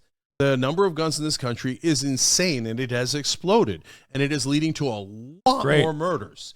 And so that is a giant factor as well. Now, the right wing would never acknowledge that, but that's definitely a fact, and that's definitely I'm glad, factor. especially considering that when we look at violent crimes per capita, California and New York and even other states with much better, even Illinois, other states with notoriously better gun laws, as a matter of fact, have significantly less gun violence in general, but also violent crimes in general are lower in those states in comparison to... I couldn't agree more. Okay, so you do understand that other factors in consideration are significantly more important than No, I've now said like 2,000 times that there are other factors and they're important. And so, and Haas, you mentioned in L.A., homicide has gone up, but other crimes have not. Just talked about it on the national level, and you acknowledge that there was a significant increase 2019 on.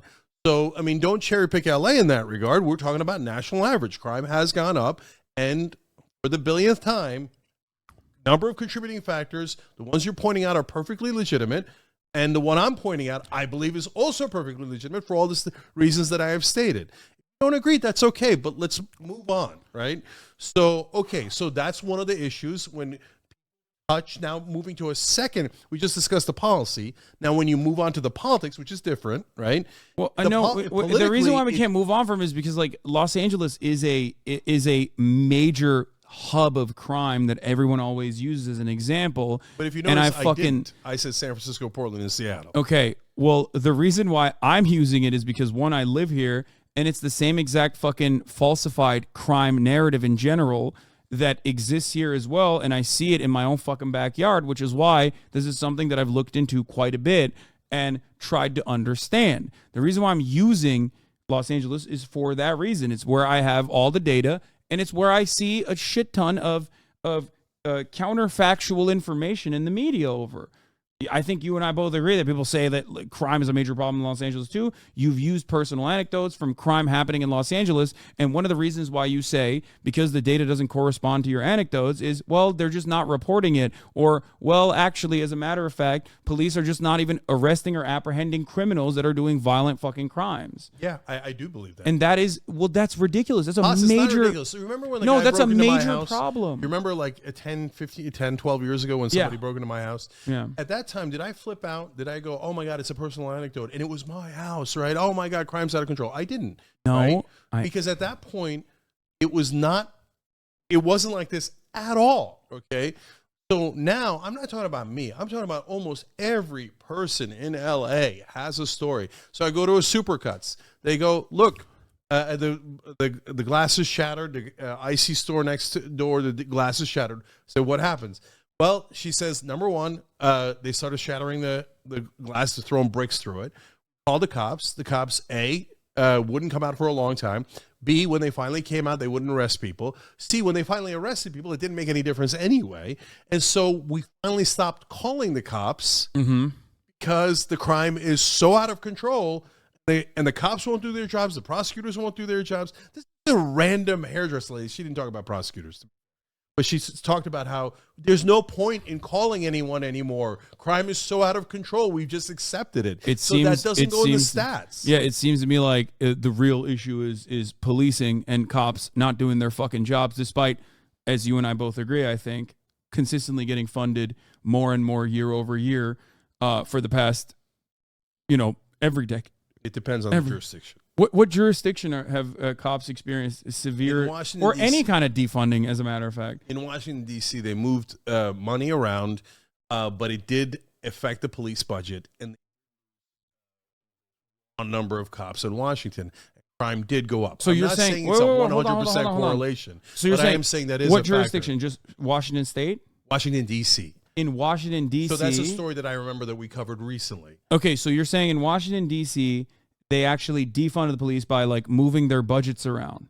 Yeah, it's a little bit complicated because it depends on how you do the accounting. It decreased in a raw number, but if you look at it based on how they moved it around, it didn't necessarily decrease. I don't remember all the details now. Here's the reactionary framing that did go down. Here is the reactionary. No, I don't care about the number of police decreasing. Once again, we're talking about funding first. Okay, we'll get to the decrease in police numbers in a second because you, I think, also openly admitted that there are a multitude of different factors at play when the number of police decrease. Okay, as far as budgets goes, I can't speak for DC in particular, but I know for a fact that they said this exact same thing about LAPD, for example.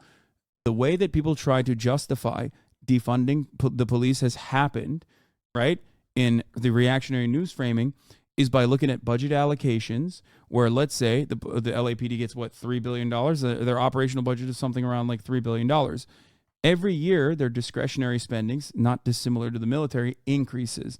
If they were supposed to get a 10% increase in their budget, if they got an 8% increase in their budget, even if the libraries were supposed to get a 5% increase in their budget and they got no increase in their budget, they look to that situation without adjusting it to like all of the other factors, all of the other departments not getting an increase in their budgets, and they say they defunded the police. They were supposed to get 10% and they got 8%. Additional funds instead. That is not defunding the police. That is still funding the police more than all of the other instruments of local government. I agree with that. So that in and of itself is a lie. Okay. As far as DC, I didn't say it. No, I know. I'm just saying I don't know about specifically DC, but as far as I understand it, it could be something along those lines. Here is WUSA saying that the DC police budget did not actually go up, but DC's budget went to a final vote in front of the full DC council, and the council ended up shifting management of $23 million school security contract from DC police to DC public schools. That shift did, in fact, leave the MPT's final approved budget number less than the year before at $545 million. So do you think that $23 million of funding, changing from a school security contract and taking away money from school resource officers that were supposed to be funded and going into the DC public schools instead, specifically because this was allocated for the school resources, right? So the DC public schooling system decided, instead of giving more fucking cops or putting $23 additional million in the hands of cops in the DC schools, we should put that money into the DC schools instead. Do you think that actually corresponds to the narrative that you were talking about, or is there something I'm missing here? Yeah, there are things you're missing. So that is one of the issues that happened in DC, but a couple of other ones happen as well. But the bottom line is that there's less police officers in DC. And now the mayor, the Democratic mayor, and then even a city council member who's very progressive, has flipped on it and said, we didn't do it right. We've got to make sure that there are more cops. You know, you can argue about which part of the budget the money went to, et cetera, but the bottom line was there was less cops. And I'm not the one saying it. Very progressive council members and the mayor are saying, I know, but this is not even about cops. This is about school cops, which are still getting paid, but instead the school security contract is being paid out from the DC public schools rather than the DC police instead. So I remember covering that part of the story, and my recollection is that I said on air, that one, for example, is not that big a deal because it's still the same money. They're just transferring it from one set of cops to a different set of cops, right? But there were other issues. But the bottom line, Haas, is do you think that, look, I'm not trying to be facetious. I'm not trying to be like, ha. But like Oakland NAACP put out a statement saying, for God's sake, we need more cops. Okay, no, we can't move away. Hold on. You brought up DC. Hold on. Hawaii NAACP joined the Oakland NAACP in saying, we totally agree. The Washington City Council, the Washington mayor are all said the same thing. So all these different people, have they bought into Republican framing, or are they maybe seeing something that you're not seeing that's affecting their local communities? Cenk, every time I dive into the personal examples that you're bringing up, whether it's anecdotes or news stories that you've covered, the truth is very different than the way you have presented it. And immediately, I'm telling you, there's less cops in D.C. That's what the city council is saying. That's what the mayors are saying. Okay, but the police budget is still the same. The reason why cops are leaving could be a number of different issues, but the police budget is still the same. They're still funding. I'm not making the argument that, oh my God, we need to massively increase police budgets in America. No. I'm just saying that there is a couple of issues here where we have to be careful. We still need policing, and we still need at least a bare minimum amount of policing, and we need them to do their jobs. And those communities are crying out to us. So you and I, but you said they defunded they're DC. They're not saying reduce police budgets. They're not saying reduce the number of police. They're saying the exact opposite. Those are African Americans in those cities saying, please get us help. We think the help is in the form of the police. Now, I think that it's even a little bit more complicated than what they're saying, right? And I think part of it is the cops are driving people crazy by not doing their jobs. But if you think that all those folks are wrong, that crime is not going up in D.C.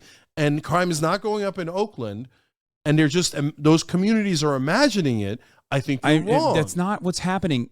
I'm literally letting you lead the conversation. You bring up examples. We address them piece by piece. We find out that is not exactly what's happening. You move the needle away from police budgets to, because you said DC defunded its police. We found out that that's not the case. Then you turn around and say, you go back and roll the tape. I say they move the money around, and it's complicated because sometimes it was just transferring from one department to another. I literally said that at the very beginning. But then you dovetail that into police are leaving in droves as though these are. I said there's less police. Okay, as though there's less police because they all fucking refused to get vaccinated and quit, or fucking died of COVID.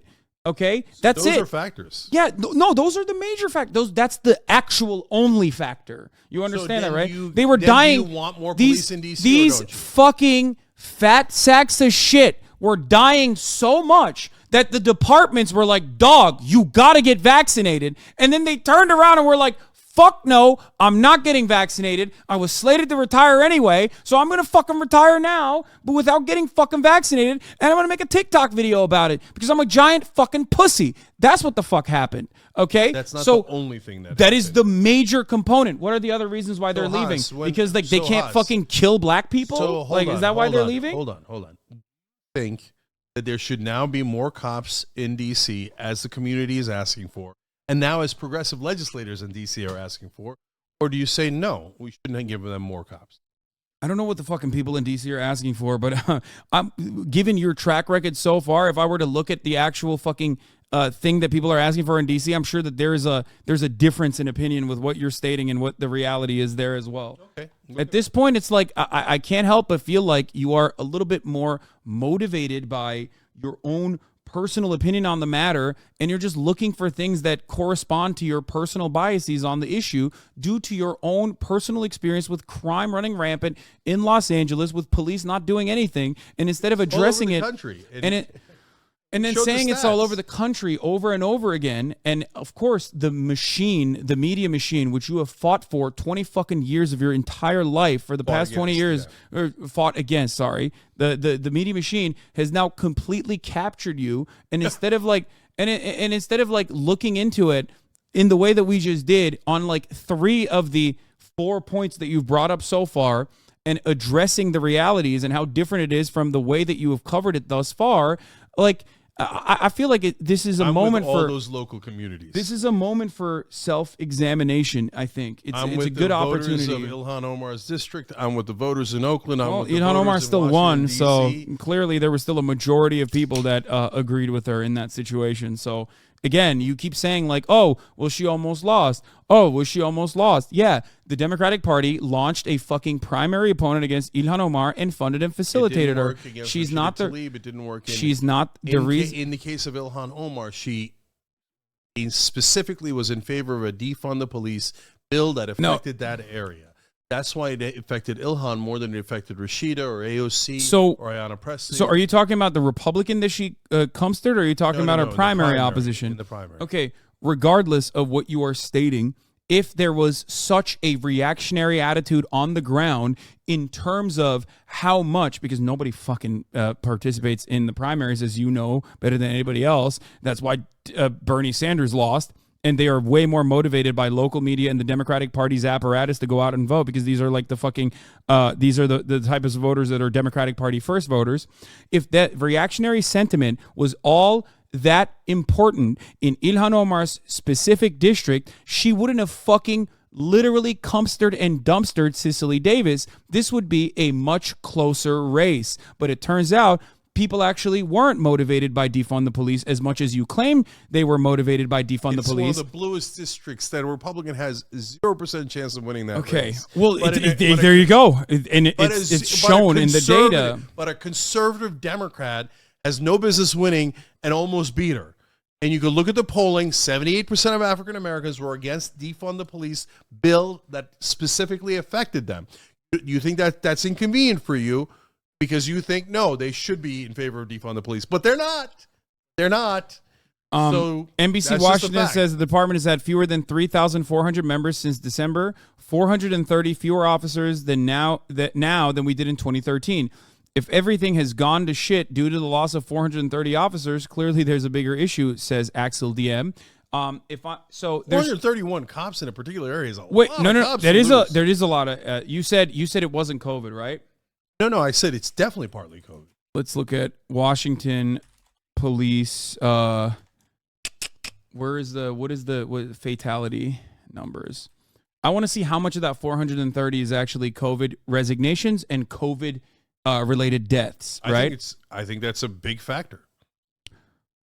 Washington line of duty deaths, officer down, memorial page, officer down. Let's take a look. Okay. Oh no, this is Washington State, I think. Oops. Washington, D.C.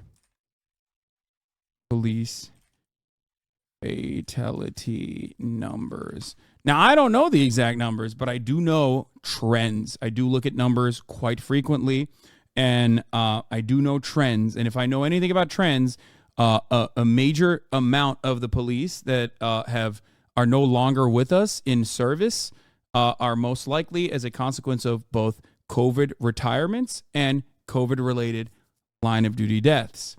So, let's see. Washington VA is doing great. Let's see if I can find it right here. I'm looking for it. I mean, I don't know why they don't have an officer down page here on the Metropolitan Police Department. It doesn't matter, Hus, because if you're of course it matters. If you're trying to prove that there's a great number of factors as to why there's less police in D.C., I agree.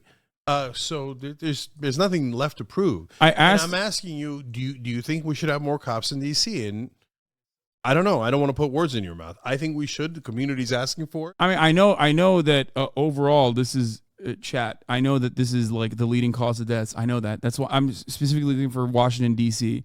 I want to know what the numbers look like for Washington D.C. in particular.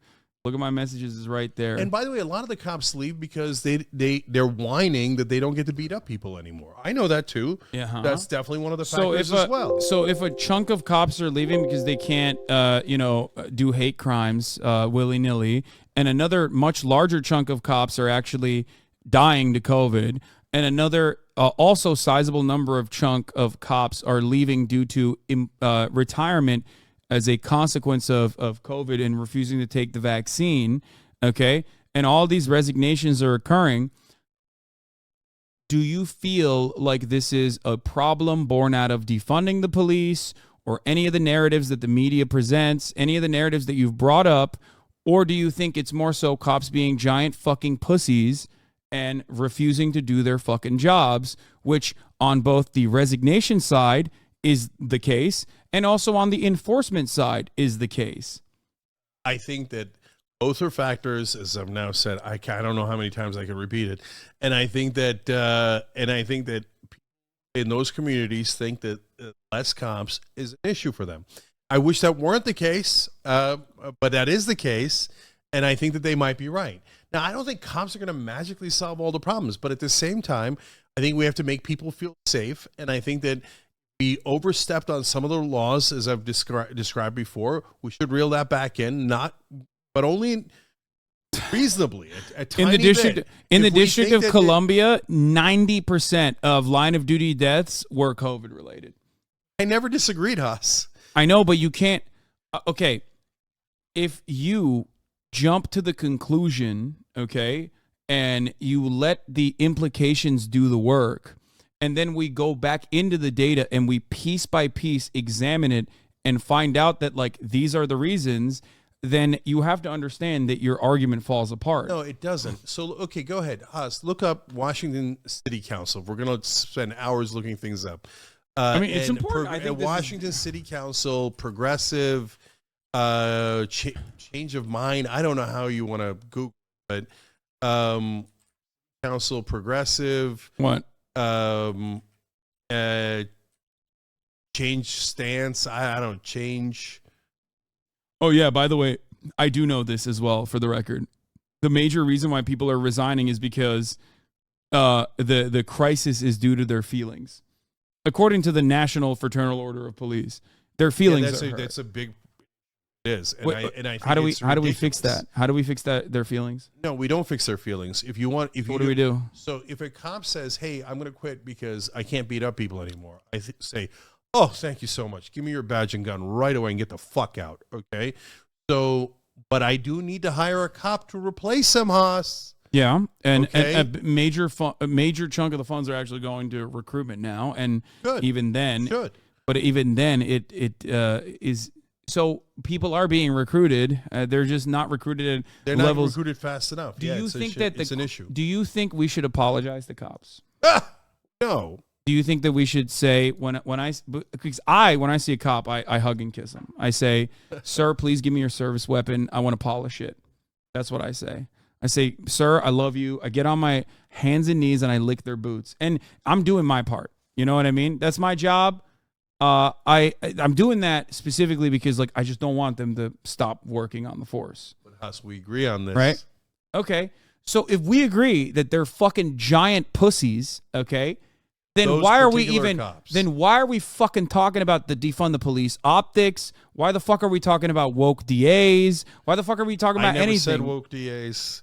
So it seems like we are in agreement that there is an issue with enforcement and police doing their fucking jobs and not being giant pussies, right?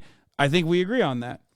That is one of the contributing factors. But it's not all police, but it is a lot of police, unfortunately. So why are they? And the good news is quitting? A lot of them quit. A lot of them quit because they were babies. The ones who quit, by definition, were babies. Okay, so I'm thrilled that they quit. but I need to replace them because people don't feel safe. So do you agree with that? Do you think that? Sure. Do you think Okay, that? good. No. Hold on. We almost completely agree. Where are the hurdles in that recruitment process? So do you think woke activists are like stopping the recruitment process from happening? Is that what's going on? No, but in D.C. they realized that they needed to unfortunately appropriate more money for the recruitment. So that's what they had to do. So that's part of an issue. They had they had a lot of budgets that opened up for them when some of them died. So they didn't have to spend money on all of the improper use of violence charges that they have to pay out, things of that nature. So they are using those funds on recruitment because we just talked about, no defunding has occurred. So if there is a recruitment crisis in the country with respect to the police force, how do we solve it? So first of all, if you're looking at overall ways to fix the system, the place that I would start with is police training. And I would explain to them that this rule that they have, that they all refer to, better to be judged by 12 than carried out by 6, is the world's worst rule. No, yes, the nature of this job is to take certain risks, and yes, sometimes with your health, safety, and maybe even your life, because your job is to protect the citizens. So no, do not shoot the citizens as your first option. That should be your last option. De-escalation should be much better taught, and I can go on and with the way the cops should be retrained. Once you've retrained the cops and you have appropriated money to mental health services that belong in mental health services and not going to cops, then at that point, I would want to pay the cops well. I would want that job to be a really valuable job. Wait, do you think that they're not paying them well right now? No, right now they pay them excellent, and so the fact that they can't get cops to sign up, I'm actually flabbergasted by. So you tell me what your answer is for getting more cops to sign up in DC, North Carolina, and other places. Do you think people hate a problem? Do you think people hate cops and don't want to join the police force? Because like the media keeps saying that they're bad, or do you think that they are actually bad and people understandably don't feel safe around them because both. The presence of police need to be? Wait, both? What do you mean? Yeah. So I think that. Do you think the media is contributing to the cops are bad narrative? I think that when you say media, that then expands into include us that are online. And all the videos that have been done that show the cop. Yeah. Let me tell you, I've participated in that every goddamn day of my life, brother. I'm always talking about how bad cops are. Do you think that I've been able to move the needle in comparison to the multi-billion-dollar mainstream media operation that absolutely does not show that cops are bad? If anything, sometimes covers the horrific crimes that cops engage with. So am I out here doing it? All my life, mainstream media has covered for cops and told us that they're angels and saints and they'll never lie, etc. But since 2020, actually even earlier than that, it started with Trayvon Martin. And by the way, it started in a lot of ways with the Young Turks. And we were righteous in our anger, and we were right. And Benjamin Crump has been wonderful in giving us credit that we up the Trayvon Martin story, made it a national story. Justice for African Americans in this country. Justice for people who are being abused by police. Now, have we collectively in online media moved the needle by showing video after video after video? Yes, we have moved the needle. Should we have moved the needle? Yes. We've exposed the corruption that was within the police departments, the abuse that was happening, that needs to be addressed and began to be addressed. Now, did that affect people's view of police overall? Yes, I think it did affect people's views. Is that a bad thing? No, not necessarily. Cops should get their act straight and should stop abusing the shit out of people, right? And shooting people in the back when they're running away from you, the South Carolina case, and on and on and on that we exposed, right? So what we needed to do was to fix the problem. We began to fix the problem. Now, did that create some other issues that need to be addressed? Yes. So is it that cops, people don't want to sign up to be cops, partly because they have seen cops do bad things in their lives, so they don't want to be part of the bad guys? Yes.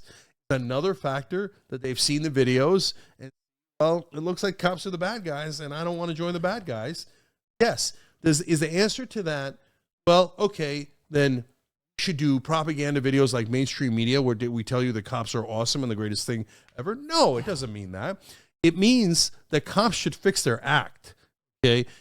And mayors and local districts should insist that police do community policing, serve the community, not only serve the rich, and not only get their jollies by beating people up, etc., not abuse the system. And yes, we compensate you really well, so you take risks and you serve the community. If you don't do that, we're going to fire you, but we're going to keep recruiting because we need cops, but we need them to act right.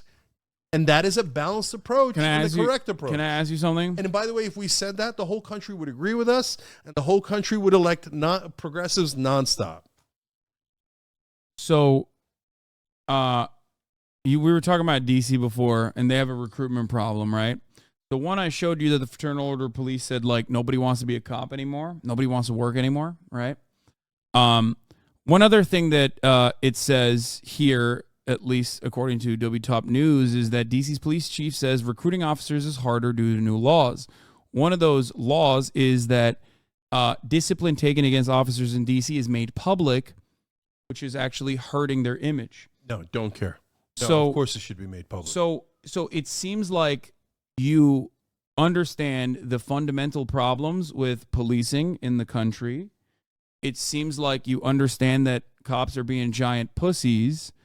It seems like you understand all of that, but then you still say that, like, there's a mismatch of it, just like there's an issue here that I do not understand, because if we're in agreement that cops are being pussies, and a major part of the reason why they can't recruit people is because everybody fucking hates them because they've done a horrifyingly bad job so far, then the overall problem is in the hands of the police, and they should fucking have legislators fix their image by fixing the structure in and of itself. This would require legislative reform. Okay? Okay. I mean, so why are you? I don't think it's the sole factor, but I agree with so you don't. That. So you don't think that, like, defunding the police is an issue then? No, I'm saying that there are. How many times can I say it?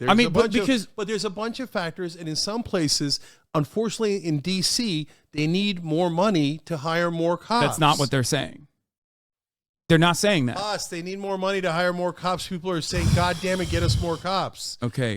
So no, people are saying get us more cops, and the DC police chief is saying we can't get more cops because we give them more money. We're spending more money on recruitment, and they don't want to join because they fucking hate the police. So it's a crisis of identity, not one born out of the supposed made-up problem of defunding the police. We've demonstrated here in the past hour. Defunding the police? Do you want to? So you're saying we didn't really do it? We did not do it. I showed you a couple of instances where it happened. No, you didn't. Okay. No, you did not. But you did not. They tried for a law in Minnesota. Okay, we're now moving to Minnesota. In DC. Okay, but forget it. No. This so is my question to you is, do you want to defund the police? Do you say, okay, fuck it, less police. I don't give a goddamn what the people of Washington wants. I don't give a goddamn what the people of Oakland want. Less police because I have this agenda and I'm going to have less police and I don't care if they're unsafe. Besides which, there's no crime problem anyway. So you want to like now you're forcing me into exaggerations. Right, because you won't let it go. So, do you want to defund the police? The only thing I haven't let go is basically looking at the information that you've provided as a way to solidify your argument. The police? And you're getting mad at me. Do you want to defund the police? No, I'm asking you a super simple question. Do you want to defund the police? I think police budgets are massively inflated. I think that yes, we absolutely could use a little bit of that Price Waterhouse Cooper style elimination of redundancy in American policing, okay? And get those fucking bad actors out of there, which some of them have already self-selected, it seems, okay? And put in even more restrictions to ensure that they can't fucking go balls to the wall, gung-ho, I got my gun to my side. I'm going to fucking use it whenever the fuck I can. And we should train them on de-escalation, not escalation. And the funds that we take away from the police, which in almost every single fucking city is more than 50% of the local budget going directly to the police department, we should spend on public education, after school programs, and issues that actually solve the reasons why crime happens to begin with. There are places like in the Midwest where car theft is a massive problem. You got the Kia boys, right? These are like 12-year-olds, okay? And they're boosting Kias left and fucking right. These kids are fucking brilliant, okay? They're smart as shit. They know how to fucking boost a car.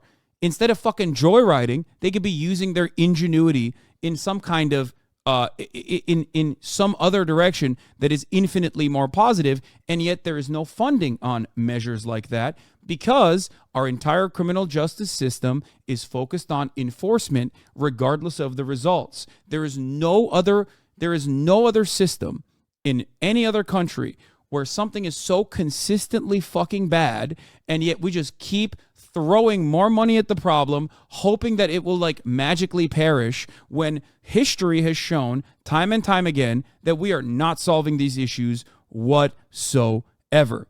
Now, you also utilize the NAACP as an example, which I think is quite funny considering who you are and how progressive you are, when you know that the NAACP is an insanely conservative institution within the Democratic Party, but you wanted to make an argument for funding the police more, so you utilize the NAACP as a talking point, like, oh, black people want more police in these areas. The NAACP, but they do. The polling indicates they do. Yeah. The NAACP in and of itself also said Bernie Sanders hates black people. And the NAACP even promoted Hillary Clinton over Barack Obama. To utilize the NAACP in any situation whatsoever is perhaps an argument that I would have only expected from the likes of Ben Shapiro, not from someone who has duked it out with other like incredibly rigid How about the polling, institutionalists. You reject every argument. How about the polling showing that black people don't want to defund the police? Okay. So you're forcing it down their throats, saying, I'm no, not. black people, you don't understand the situation at all. You're imagining stuff. There is no actual crime. I want to cut police in your area. Even though you want more police, I'm going to give you less police because I'm a progressive here to help you. That ruins the progressive brand. I did not say that at all. So, Haas, listen, man. If you say give general extra money to cops, I say no. But if you say, hey, these areas are saying they need to hire more police officers and their community is demanding it, I'm going to give them the money to hire those specific police officers. But I want massive reform of the police. I want massive reform of our prison system. And so we can do both of those things. They're not mutually exclusive. But if you go around taking away cops from the streets and crime rises, they're never going to elect progressives, and they don't feel safe. And it's not just a matter of politics. It's also a matter of policy. But if you turn to politics, it is awful politics. Awful to go to say to communities, you're wrong, we don't believe you, just take the crime and deal with it. You're imagining it, and we're going to take away more cops from you. And if you feel unsafe, you will lose every goddamn election. Okay. So, as far as speaking for black people in underfunded neighborhoods, I never, said any of those things, and I feel like it's not a great way to have a charitable discussion with your nephew. I hear you, brother, but now I quote the Oakland NAACP because they're actually concerned, and you say any quoting of the NAACP is a conservative position that agrees with Ben Shapiro. So we're both doing it. I know. Saying that black people want more police presence in their neighborhoods is an infinitely more nuanced conversation than simply stating it as such as a talking point in this situation. Yes, black people want police to actually work in their neighborhoods. That's why simultaneously totally there is two different schools of thought that actually align on the same agenda. Okay, on the one hand, black people say police keep fucking killing them, and their presence is seen as not helpful, but instead terrifying. But black people also say we want 911 to have faster response times in black neighborhoods. These two factors still align with what I'm saying. I'm not saying we don't need any police whatsoever. I'm saying we need legislative enforcement to ensure that policing has a level of accountability in this country, so they are, by design, doing what they're supposed to do, not be an occupying force in black neighborhoods, but instead a force that actually shows that there is some law and order in their immediate vicinity. Police, as it stands currently, is a presence of lawlessness and disorder in black neighborhoods. Okay? It's about looking at a situation, analyzing the intricacies, and finding out what the root cause or what the actual problem is. Looking at it with black and you said nuance. I'm giving you nuance. No. That it's what not you as, just said right there. I agree with like 98% of it. Okay, so great. Can we end on agreement? Because we've done it for over 2 hours now, Haas. But the problem is you made this argument with like 11 different talking points that we had to go through piece by piece and examine and find out is not necessarily the way that you have presented it. Now, the reason why I'm bringing this up, and I think it's important, is specifically because this is dangerous thinking. Because once you are this impassioned about a particular subject, you start seeing information, especially in a mainstream media that is motivated by corporate goals, that correspond to your biases, and sometimes you don't examine them deeply. And that is a problem, and it's an infinitely larger problem when you are a 30-year progressive political commentator. That is an issue that I do have. I don't think, I'm going to be honest with you, I don't think you're looking at this stuff objectively because you see crime or you see manifestations of crime, and I think that is causing you to grab on to whatever right-wing framing that... It's not right-wing framing. I mean, how much more nuance could I have been? 2 hours and 15 minutes of fucking nuance, and you call it right-wing framing. Because when we look at the nuance... All right, then I'll do likewise. Okay, you think crime's no big fucking deal. Hey, go, people of LA, fuck off and deal with it on your own. I'm not going to give you any cops. I'm not going to give you anything. And I'm going to say, oh, progressives are always right. Just decriminalize everything and crime for everyone. Okay, we can both do exaggerations if you like. Yeah, we could both do it. I don't think that I... So, like, you're saying it's all anecdotal. We've gone through how many stats? How many times have I shown national crime numbers have gone up and you've agreed? Okay, so we've gone over it and over it and over it. Huss, you're saying to the people of these communities that they're imagining it. They are not fucking imagining it. They're not imagining it. We're going back to the same issue that we had in the beginning of the conversation when we were talking about two ways of looking at the same data point. You can look at overall shrink without knowing what contributes to that, okay? Like the National Retail Association reveals shrink numbers year over year. Local media will look at that and go, $112 billion worth of merchandise have been stolen, and they will interlace that into footage. I'm not local media. I get proper context. Hold on. They will interlace that with footage of like black teenagers stealing Gucci purses or whatever the fuck to drive home a narrative, right? But when you look at the actual data in and of itself, you realize that the reality is not that like retail theft has gotten completely out of control. As a matter of fact, it's only increased by around 1%. Overall shrink is increased by around 1%. And that is completely an understandable increase that is adjusted with overall retail increasing, not just crime, but retail increasing. So when you see that, there's two ways to look at that. There's two ways to analyze that data. $112 billion, that's crazy. I already have seen the anecdotal, the emotional anecdotes that the media is showing me, and I see the $112 billion number, and I go, wow, that's fucking nuts. Okay, I start developing this idea that it is like rampant and out of control. So what do I do in that situation? I show you the actual information in the way that is supposed to be presented in an objective manner, okay? That is not me saying that you're doing this deliberately or by design. I'm saying that it would require a little bit additional, I think it would behoove you to look into it a little bit further when you see something about crime running rampant, instead of immediately going along and saying, no, I already feel this way. This information is presented to me and such, so I'm just going to go along with it and say it is run rampant.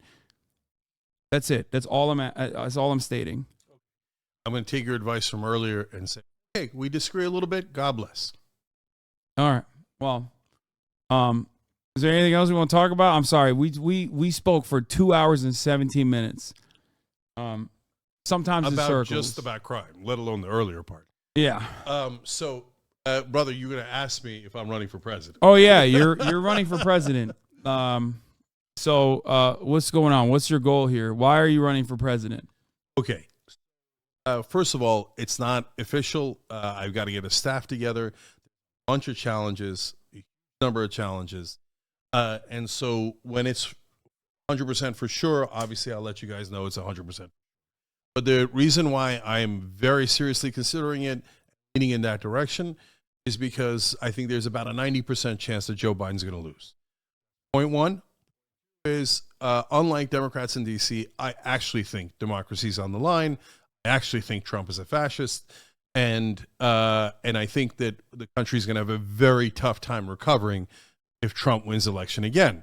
But the Democrats say, yes, well, on the other hand, we have to bow down to authority, and Joe Biden is the authority figure, so we must all obey him.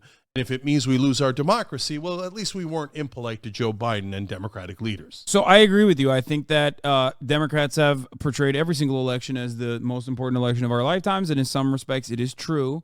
However, I do think that if that was the case, then the Democratic Party, or if they actually believed it, they wouldn't put up Joe Biden. They would not have put up Joe Biden last time around, especially when the deck of talent was significantly wider. Of course, you had Bernie Sanders, but even on the neoliberal side, even on the corporate Democrat side, you had way more talent, at least younger talent, that could have absolutely defeated Donald Trump. So now Joe's chances of losing are even larger, despite the fact that if it was, and I do firmly believe this, if it was anyone else, if it was like the same policies that Joe Biden has implemented, some of which I do agree with, I think like the federal agencies have done a pretty good job, NLRB specifically. But if he was a younger guy, if he was a more, if he was the old retail politician Joe, he would be winning by Reagan margins. Yeah, I think. So, but he's not. Yeah. So first off, on the most important election stuff, I'm on the record. I mean, and I've been doing this a long time. 1996, Bill Clinton versus Bob Dole. And every election they say it's the most important election. And I said, no, this is the least important election of our lifetimes. Clinton and Dole's policies are nearly indistinguishable. And in 2012, and this will make some heads explode, Mitt Romney versus Barack Obama, a very unimportant election. So Barack Obama winning the first time around, very important. Second time around, sure, I voted for Obama. Of course, Obama is better than Romney. But, I mean, Obamacare was previously called Romney Care. Literally the same policy, right? They're both, one's a corporate Democrat, the other one's a corporate Republican. Yeah, there's issues around the margins, but overall, not earth-shattering. Mitt Romney would have done things that were very similar to Barack Obama, right? So now, this is earth-shattering. Donald Trump tried a coup. He has a fake elector scheme, and he wanted to, we start the riot, we delay the vote, and then we kick it back to the states. The state Republican legislators install the fake electors. The House votes for Trump, complete the coup. I'm not letting that frickin' fascist back into office. He's never going to let go. He doesn't believe in democracy. He doesn't believe in America. Democrats think, generally speaking, Democratic Party leadership thinks, yeah, but Bernie Sanders is worse because we're all corrupt and we all want to make tons and tons of money. At least Donald Trump still is corrupt, just like us, and he'll lower corporate taxes. All of our lobbyists will, party in the streets, etc. So they're not taking it seriously when they need to take it fucking seriously. Things are going to change drastically in this country if Trump wins. Is Biden going to lose? Well, when Biden won in 2020, won by only 44,000 votes in the Electoral College in 3 swing states. So razor-thin margin. At that time, he was polling at 52%. Right now, he's polling at 39%. That is 13 points lower. Why in the world would we go into an election with a guy polling 13 points lower than when he barely beat Trump in the first place? And now the Democrats have to win by 5, the popular vote, to win the Electoral College. Joe Biden won by 4.5. barely squeaked by. You got to get to 5 to be even close to comfortable, right? Yeah. Joe Biden now losing by 1.2 points in the average of the polls, okay? So that means he's down by at least 6 to Donald Trump. No one should be down to Donald Trump. Donald Trump is incredibly unpopular. 55% of the country despises Donald Trump. And if you're losing to Donald Trump, you suck at politics. I don't mean the Republicans. I get it. In a Republican primary, he's very popular. But in a general election, a Democrat should be they suck mauling Donald Trump. But they do suck. I agree. So now, my thing... So what is your impact going to be? So my impact is, for God's sake, get Biden out of the goddamn race. So there's a couple of different scenarios here. Number one, if somehow I get to 20, and remember RFK Jr. got to near 20, okay? So it's not at all 16, impossible. Which is crazy. Right. RFK Jr. is currently in the teens. Well, the speculation at the moment is that he will take more away from Donald Trump than he will He's going from independent, so he's not Joe in the Biden. Democratic Party anymore, so he's gone. But so but as an independent, he will play the role of a spoiler, not for the Democratic Party, but instead for the Republican Party is the speculation at the moment. Yeah, I'm with you, but that's not relevant to the Democratic primaries. Okay. My point. So how are you going to get into the primaries? So if I get into the primaries and I get to about 20 points, everyone will panic. You recognize that? So if I get to 25, it'll be a 5-alarm fire in DC. Okay, but how do you get into the primaries to begin with? Run. So I'm doing background work. You get on the ballots. So is it easy to get on the ballots? Well, actually, for 48 out of the 50 states, it's not overwhelming. You collect signatures. We have a lot of passion. Collecting signatures shouldn't be that big a deal. Money, we're going to be able to raise decent amount of money is my guess. So there are several different obstacles in my path for sure. It is nowhere near easy. It'll be incredibly difficult. But if the polling shows we want someone else, then Whitmer, Newsom, Pritzker, Shapiro, all those governors will come rushing in, okay? Now, if I beat those governors, fantastic. But the point is, it can't be Biden because Biden is almost certainly going to lose. And we can't lose this election. And Haas, they're not going to run because they bowed their heads to Joe Biden and the Democratic Party leadership. They think it's heresy to run against them. I'm saying it's heresy not to run. So why am I running instead of someone else? Because I literally tried to get every other person in the race. I asked all the progressives to run, they wouldn't run. I asked all the Democratic governors to run, they wouldn't run. So somebody's got to do something because we're going to hit that iceberg. So if we're going to hit the iceberg, okay, I will get so much abuse for running, it will be legendary, right?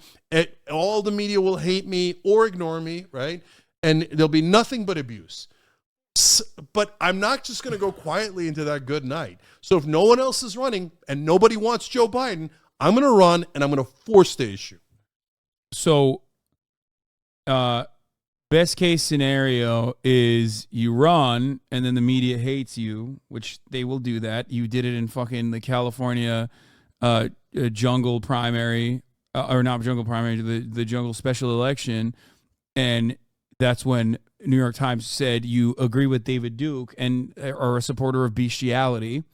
So that's the best case scenario, is that the New York Times calls you a supporter of bestiality. The worst case scenario is they just don't talk about you, and then you have the same approval rating or the same polling results as Marianne Williamson. So, Haas, what you're pointing out is the number one problem that progressives have, which is mainstream media hates us. And they have a massive corporate bias, status quo bias, and then they call, that's objective position. The objective position is to be in favor of corporate rule. And so all the progressives are radicals and in favor of bestiality and whatever else that they're making up. And then what the New York Times did in that congressional race, let alone CNN, LA Times, etc., was basically mask off moment for them, where they're like, we're just going to make things up. We're just going to lie about this guy, right? Period. No subtlety, no nuance. Just going to lie after lie. So I am perfectly aware of those things. But Haas, dynamic has changed to some degree. So for my book, before the presidential thing came out, I've already been on 20 shows or so, right? Those 20 shows didn't even exist 4 years ago, definitely 8 years ago, right? So now there's a whole different ecosystem where you can get your message out. Can you get your message out enough to get name recognition in 4 months to be able to beat Joe Biden? Not necessarily. But it's a fighter's chance. And the only thing we have left is a fighter's chance. So I will go on every show, no matter if the right wing, left wing, they disagree with me, they agree with me. I don't care. I'll go and I'll make the case. Look, the Democrats never deliver for you. And this, you know for sure, if I win, I'm going to do everything in the world to make sure we pass those progressive laws. And nothing's going to stand in my way, and I will break anything in my path to make sure that I do that. And everybody who knows me, whether they like me or they dislike me, they know I'm not full of shit, right? They know that I'm a fighter, and I'm going to go fight for those things. Like here, I'll give you the example I always give. Paid family leave, polls at 84%. Why isn't Joe Biden fighting for it? Why isn't any Democrat fighting for it? It polls at 74% among Republicans. The whole country wants paid family leave, and not a single goddamn politician will do it. So there is some chance that when I scream from the rooftops, and I'm good at that for God's sake, give moms 12 weeks off but after they have a baby, that the whole country is going to say, oh, finally, there's another option. It's an incredible long shot, Haas. Everybody knows that, right? But I'm going to give them an option because no one else will. And by the way, every politician on the Democratic side who didn't run should be deeply embarrassed that they bowed their heads to a wounded antelope because they now think the Democratic Party is about authoritarian rule. I don't agree. I don't obey. And I'm going to go in. If I go in, and I'm going to fight like hell. I just realized that the worst double whammy is the worst case scenario is that you get like 10% and no one joins the race. And then Biden inevitably loses, not because of you, but because he's Biden and old. And then the media will Jill Stein you permanently, despite the fact that your impact was not even marginal in that situation. No, of course. Yeah, that's it. The minute, look, why is everybody scared to run? Because the goons in mainstream media will blame you for the loss when it was their candidate who lost. I've already lived this. They did it with Hillary Clinton. So Hillary Clinton was an awful candidate. People don't want the establishment. They try to force the establishment down people's throats. And then when Bernie ran to give them an alternative, and he would have won, and the polling indicates that very clearly, they said, oh, it was Bernie's fault. It wasn't our beloved Hillary Clinton. She was spotless. It was the Russians. It was Bernie. So is the mainstream media going to do that? Of course they are. They can come kiss my ass. So, and I'm going to fight them now. I'm going to fight them again, and we're going to win. Because they're going to capsize, and we get larger every single day. So if I'm worried about what the mainstream media is going to say, of course I'd never run. Nobody would ever run, and that's why nobody else is running. Well, you know what? Rest of the Democrats, either gather up some fucking balls and get in the race, or get out of my way. All right. Well, good luck to you on that endeavor. Godspeed, brother. Goddamn right. So if I finish up and I get the staff and I go in, come back, I'll tell you the website. And then let's see what we can do. And by the way, and people might say, hey, you know what, Cenk? We don't believe you. We think Biden's going to win. We think Biden's lovely. So when you run, we're not going to give you any money. We're not going to support you. We're not going to volunteer for you. No, Biden. Okay, that's what they wanted. There's nothing I could do about that. Okay? But my guess is a lot of people will go, well, at least the brother's trying, right? And so... No, they won't. They won't. People are cynical. They're not. No, people are cynical. They're motivated by propaganda. Anyway, we'll see what happens. But like I said, last time you did this in California, I know what the difference is. What? So in California, I got annihilated, right? So yeah, you got 5-6%. Yeah, well, I got no plea. By the time they got to 76% of the vote counted, they still haven't finished counting. I got all the way up to 6.6%. Yeah, you got 6.6%. So I got annihilated, right? So why? Oh, you ran for a lower seat and did worse. Why in the world would you do better in the presidential race? There's a very clear reason why. Because almost all of it, and this is what I learned from that race, that actually even having more money doesn't make a difference. More ads doesn't make a difference. There's a lot of things that don't make a difference. Only one thing that drives elections, and that's media. If you're running a local congressional race, corporate media will bury you. They'll write smear articles about you and never give the mic back to you. Then you have no chance of ever reaching the voters. So how are you're done. How are you going to stop that? But in national politics, in a presidential run, there's tons of media. Yeah, the media might be negative. Yes, the mainstream media might ignore you in the beginning. But there's tons of inevitable media that is going to want to know about that race. If that was the case, then Marianne Williamson would be trailing right now. So I love Marianne Williamson.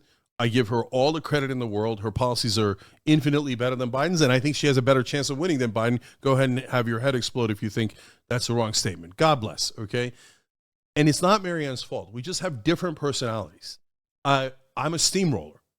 I'm an endless fighter, right? So Marianne makes her points in perfectly cogent, wonderful, pleasant ways. And it sucks that it doesn't break through, but unfortunately it doesn't break through. And I can't express how much respect I have for Marianne Williamson, who had the courage to do it from day one. So at the end of the day, people go, hey, you know what, Cenk, you screamed from the rooftops, but then I found out Marianne, and she's better than you. Hey, great, wonderful. Anybody but Biden so we could win the freaking election. Okay. All right. Okay. How are you going to get over the natural born citizen issue? Okay. By the way, that's the second reason why I'm running. The Biden issue and the winning this election, by far the most important. But guys, this bullshit that you guys have heard your whole lives, and I've heard it 2,000 times because I'm a naturalized citizen, that you have to be a natural born citizen to run is just not true. George Romney did it. Yeah. He ran for president. For those of you who don't know, he was born in Mexico. Yep. Because his family wanted to do polygamy. Yeah. So they moved to Mexico. Sorry, go ahead. There's a bunch of things. John McCain was born in Panama. Ted Cruz was born in Canada. No, those are different because those are different. Yeah, those are different. Those are service members born on bases, stuff like that. Yeah, Ted Cruz actually is not different, but that's a whole different story. Okay.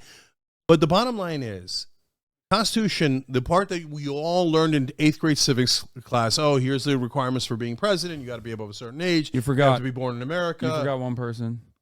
Barack Obama. He was born in Kenya. Okay. So, in case you don't know, he's kidding. Okay. So, but what they don't tell you is that the Fifth Amendment amended that part. Now, is that my opinion? No. Definitive Law Review articles, University of Illinois, Chicago, explains there is no question that Fifth Amendment, 14th Amendment jurisprudence shows that it amended the earlier part of the Constitution, and naturalized citizens have 100% same rights as natural born citizens. And there's a very specific case, Schneider versus Rusk. It is definitive. It says the Fifth Amendment amended the earlier part of the Constitution, and naturalized citizens cannot be discriminated against in any way, shape, or form and have the same exact rights. So you know how many naturalized citizens there are in this country? 25 million of them. It is a civil rights issue. So you're saying to 25 million Americans, you're not really American enough. You're not allowed to run for president. That's just not true. So all I do is I run, and we definitively settle this, and 25 million Americans are liberated in a sense and become 100% American, which they clearly are, then that's a giant win. I'm not kidding when I say I feel like you get more media clout if you said Obama was a naturalized citizen born in Kenya. The media would definitely pay attention to you then. I know, but I'm not going to say things that aren't true. What's his middle name? Hussein. I rest my case. Said Hasan. What? Said I Hasan. don't know what you're talking about. Who's that guy? Look, first of all, you know the natural born citizen stuff is garbage on an issue in terms of morality, in terms of right. No, I agree with you. I mean, yeah, if we're being serious, yes, I agree. I think that naturalized citizens should be able to run for president. I do. It's just that America is a reactionary white supremacist nation built on those fundamentals. Elected Barack Hussein Obama and had him at an 83% approval. Yeah, that was Barack Hussein Obama, who was incredibly charismatic and ran against a historically, notoriously bad candidate who was so bad that America, or at least the Democratic Party, almost elected a socialist in 2016. But, you know, there's differences there. But, yeah, okay. Yeah, Barack Obama was incredibly charismatic. God bless. But what that showed was, 83% of the country is cool with a guy named Barack Hussein Obama, biracial, and you know, an African American. So people ignore that, but that's reality. So you know what people do ignore? The Duluth Dyson, Larry Sinclair, just sucking Barack Obama's dick. What am I going to do with this guy? I'm just saying, dude. That's who the people are actually ignoring. The truth about the matter. All right.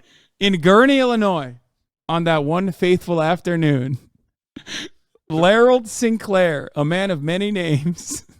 Okay, I'm done. Sorry, go on. No. I look. Republicans make up crazy shit all the time. In my case, good news for them. They don't have to make it up. Here, I was not born in the country. Look up Schneider v. Rusk. Look up the law review articles. There's no question we can definitely run for president. So if all I do is break that mythology, and 25 million people don't hear 2,000 times over in their lives, hey, you can't run for president, right? Then I'll have done some service to the country.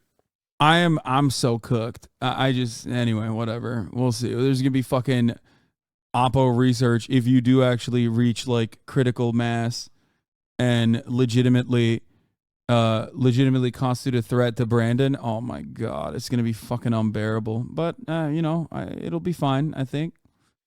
No, it'll be unbearable, and everybody knows that. Look, normal corporate politicians run. I'm serving the country. No, you're not. You're serving yourself. Get rich and famous, and you want to have power and status, right? In my case, everybody knows I'm going to get nuked.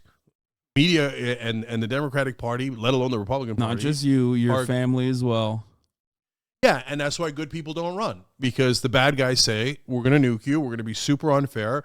I mean, last time you mentioned a bunch of examples of the New York Times, and they had to admit that they lied about David Duke, and that I actually kicked his ass in that interview and called him an anti-Semite bigot, and they were goddamn liars pretending that I agreed with him when it was the exact opposite. But another part of that story was they called me anti-Muslim and never clarified that I'm born Muslim. My background's Muslim.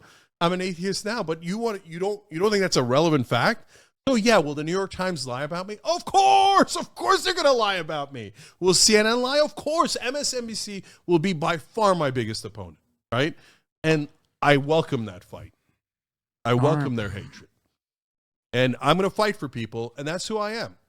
And so, it is what it is, and I'm not going to stop. So, look, man, you're a cynic, and so I know you don't love this kind of talk. I don't. Yeah, I mean, if you don't like that, I started Operation Hope at TYT. I believe in hope, and I believe in being relentless. You're going to get knocked down 2,000 times. The trick is get the fuck back up. When you get back up enough times, eventually you win. All right. Good luck. Godspeed. Godspeed, everybody. Let's do this. Cenk 2024. All right. Where can people find more information on your candidacy? Well, right now we don't even have a website because it hasn't started yet. So not yet. So believe me, I hope you'll see in whenever we're done, a couple of days, a week, whatever it is, Cenk 2024 somewhere, right? And Cenk Uygur, get it. So I wish I had a site for you, but I don't have it yet. Okay. By the way, but the staff is half put together already. It's afoot. All right, cool. All right, brother. Thank you, man. Thanks for having me on. Good Hopefully this conversation. was a productive conversation. I think so. I think in some ways. Yeah. All right, man. Thank you. I'll see you guys. All right, I'm keeping this. Yeah. Thank you. Oh, you signed it? Go. Okay. I'm not sure it's going to be radical enough for you, but hope you enjoy it anyway. Thanks for your hard work, creativity, and passion at TYT. Damn, what about after TYT? You don't care about that? Awesome after TYT, but it ain't got nothing to do with me. Yeah. Oh, got it. No, that's me thanking you for the great work that you did. Thanks, man. All right. I'm going to keep going.